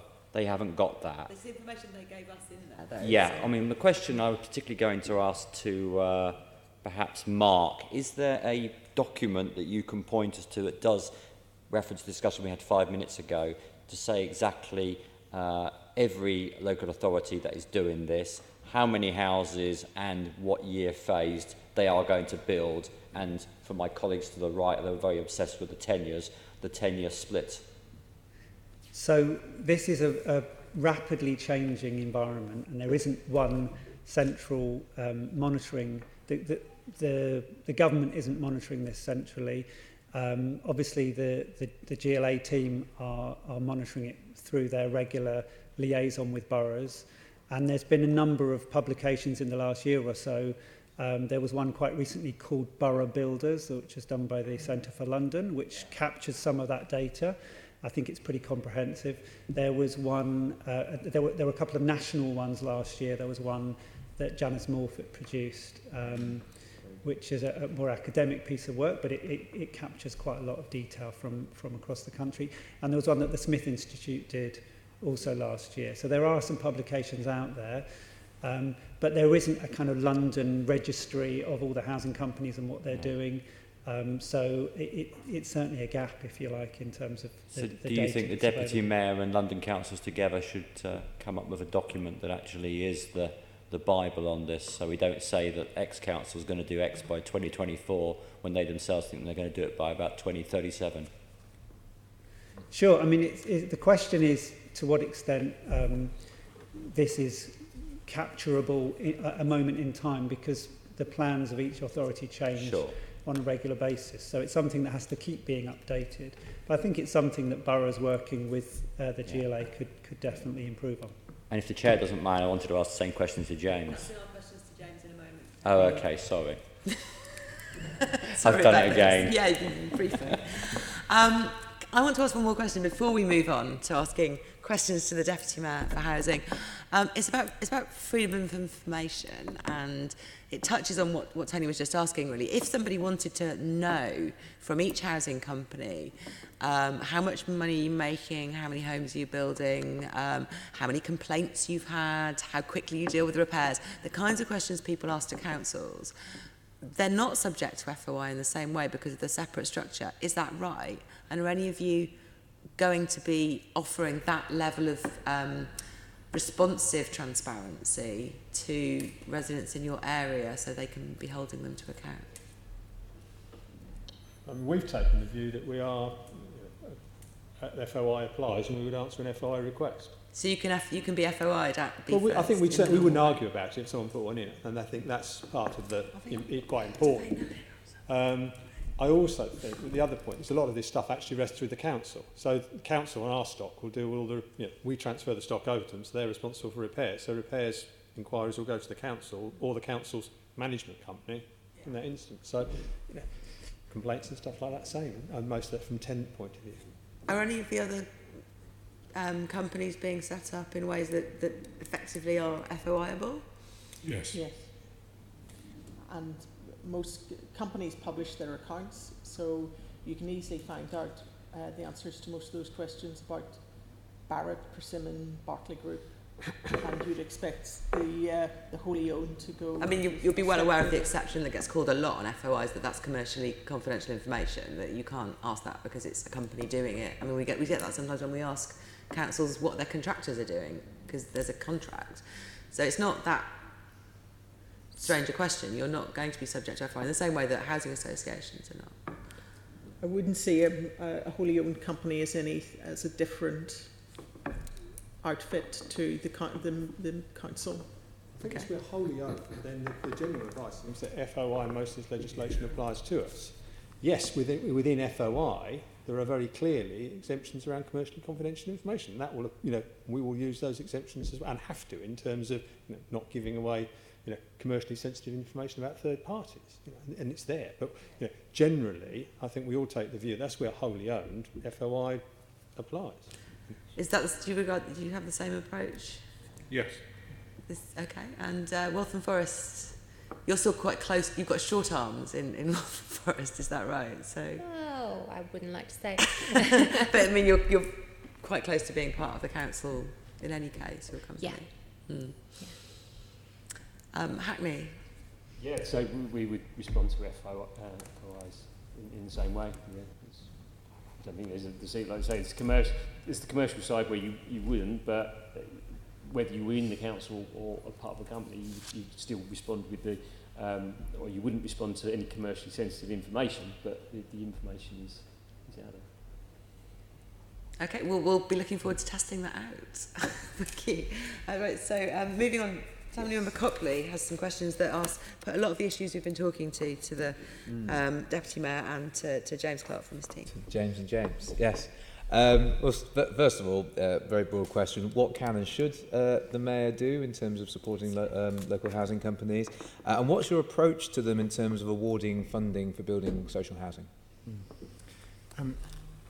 So the Mayor wants to support councils to build more housing through a variety of different routes. And as we've heard today, different councils have taken different approaches in terms of their direct delivery through wholly owned companies and so on. In terms of the Mayor's Building Council Homes for Londoners programme, that's quite open in terms of funding through different routes, as long as ultimately it ends up as council housing where the council is the landlord. And I think it's important that we... Would that mean at the end it's transferred into the HRA, or is it just that the council could be the landlord via the company? So it would be ultimately that the council is the landlord in terms of the tenancy. So the tenancy would be with the council. Authority, not with the company. I think that would be correct. Unless the company is a registered provider. Yeah. Unless the company is a registered provider. I'm sure. Right, Yeah. okay. Yeah. So in terms of us supporting councils to build, we would support local housing companies if that's how councils are delivering, or we will support councils directly. We're not saying we'll only support one or the other, because we want to try and build as many council homes as possible. I think what struck me as being important and has come out of my discussions with councils, because I've now met, I think, all but 8, so probably about the majority of councils in London.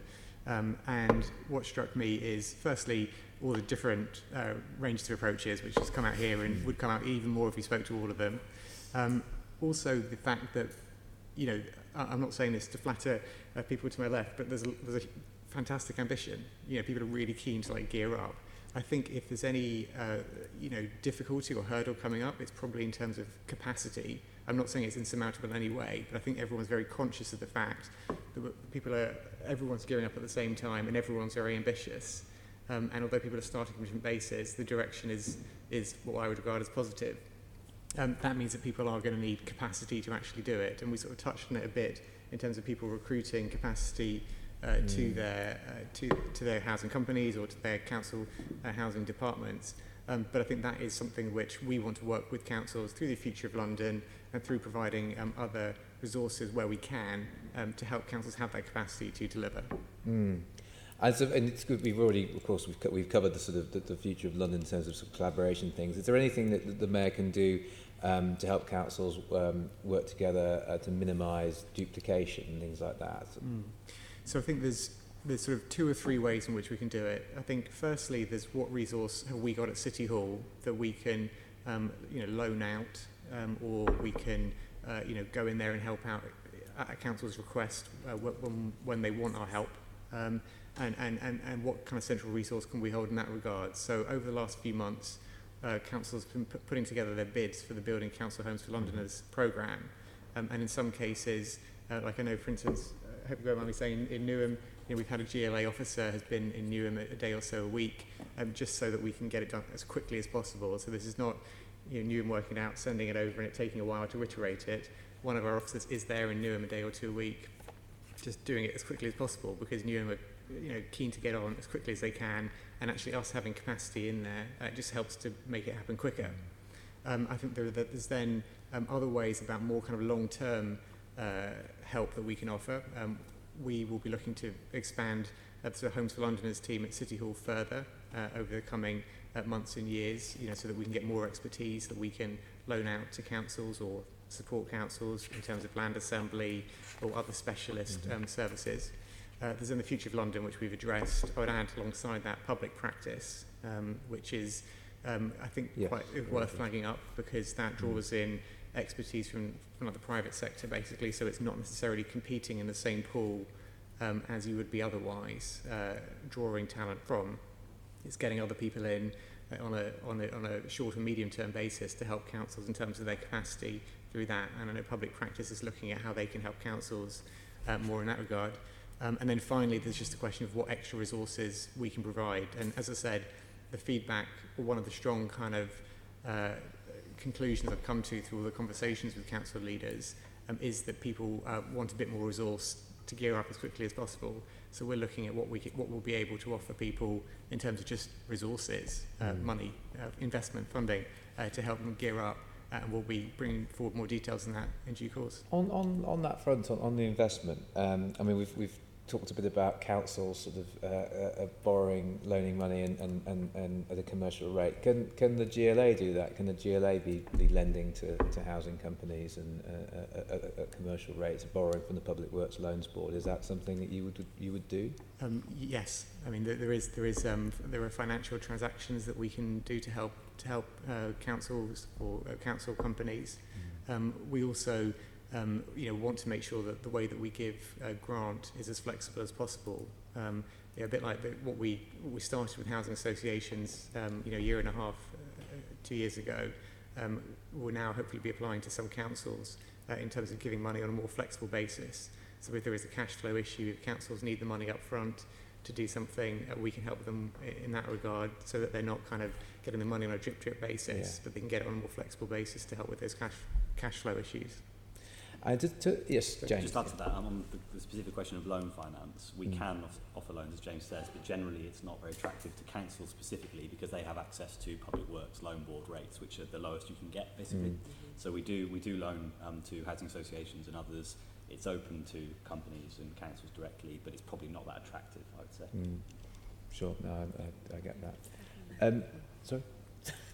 I was wondering in terms of transparency in data and figures. I mean, we've got here sort of partial collation of what companies are aiming to build, what they have, what they have built, and some of the tenure blend, but it can be a bit difficult. I mean, could something like GLA, the sort of GLA intelligence and data that we have here, actually collate some of that data so it's easy to see in terms of, because we get the broad figures for, private sale, affordable housing, low cost rent and shared ownership, but could we get some sort of specific kind of collation of what we're getting out of housing companies in terms of the overall figures, and within that, private sale, low cost rent and shared ownership? Is that something the GLA could coordinate?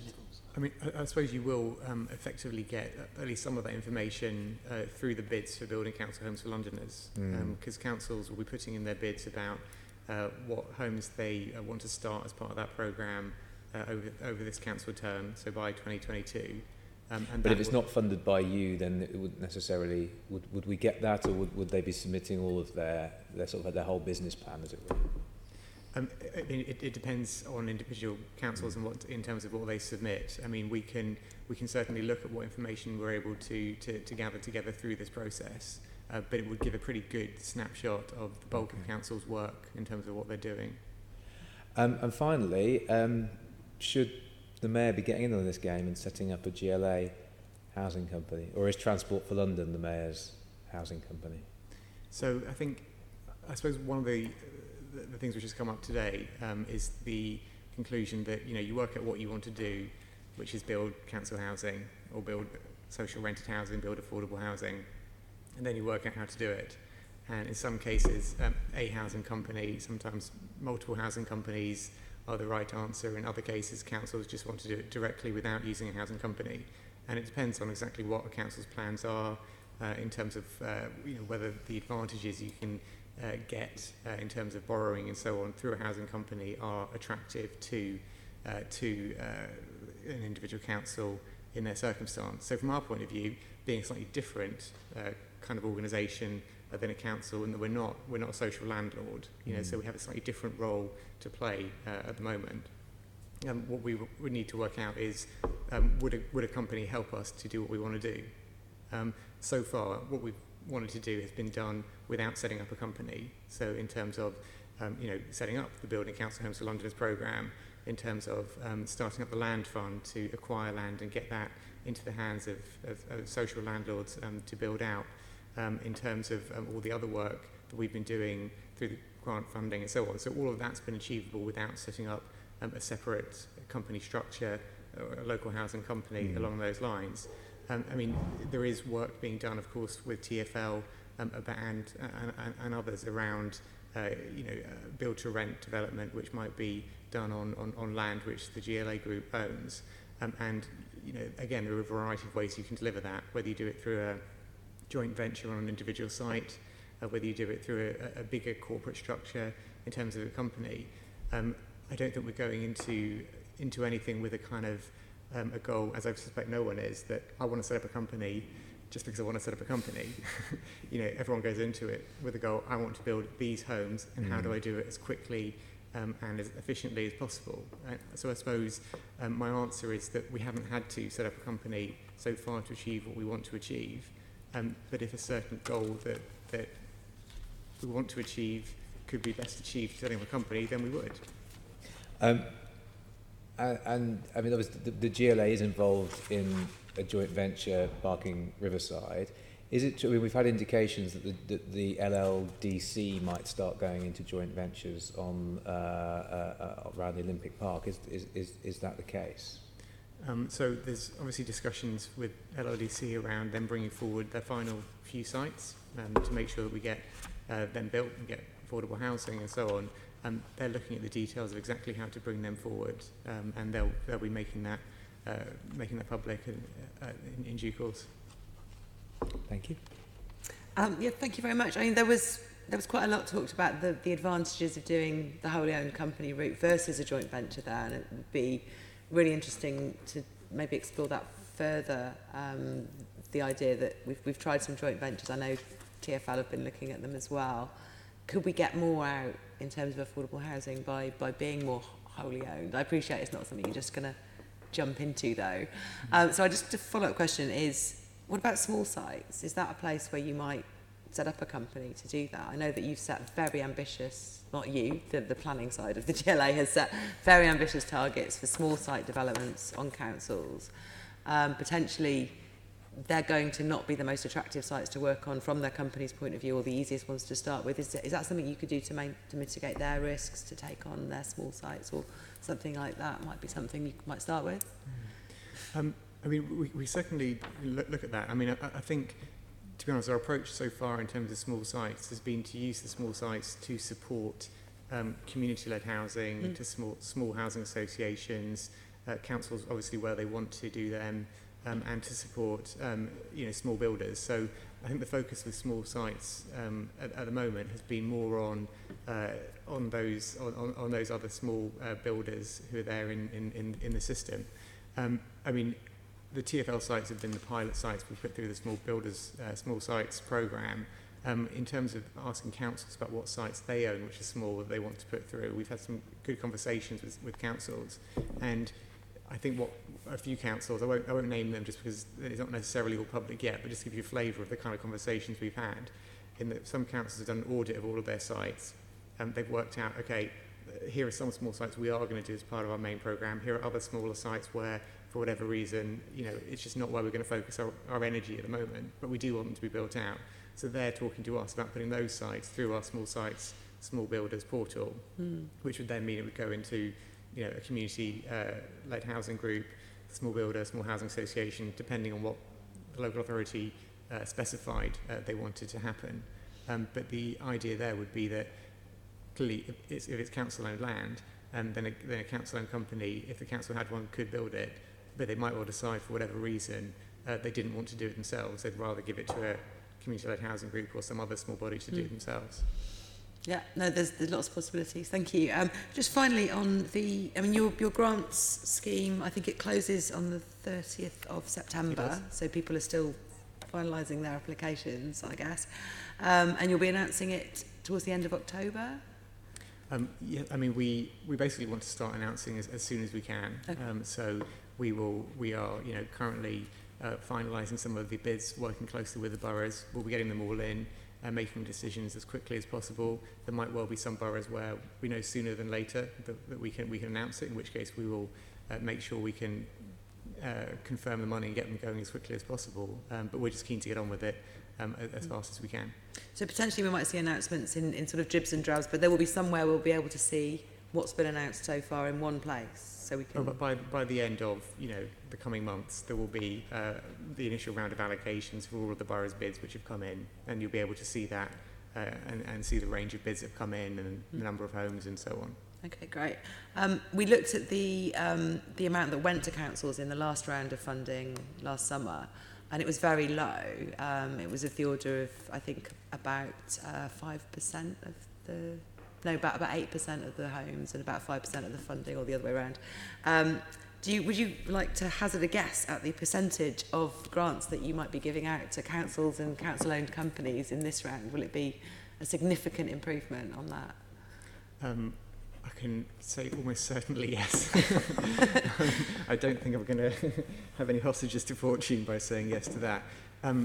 Look, the first round of funding we did, I mean, things have moved quite quickly in the last 2 years, but if you wind back to where we were 2 years ago, I won't go through all the detail, but you know how the discussion started in terms of getting the money from government. There was none for rent at all. We got a bit for rent. The grant rate was relatively low.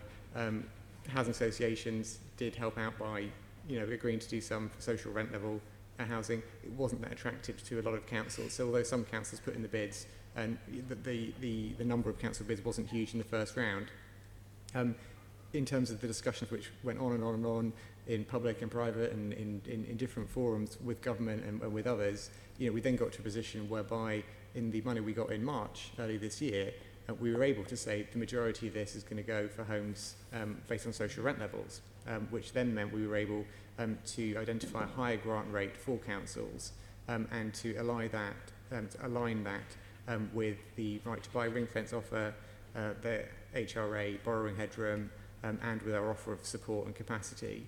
And that we developed very closely with people around this table and others to make sure it was the right package for councils, because I, the mayor, we want to support councils to build, and there was very limited opportunity for us to do so in the first bidding round towards the beginning of the term, the extra money we got, the flexibility we got around tenure and so on, allowed us to be more, to do a more attractive package for councils this time round, which I'm just really pleased about.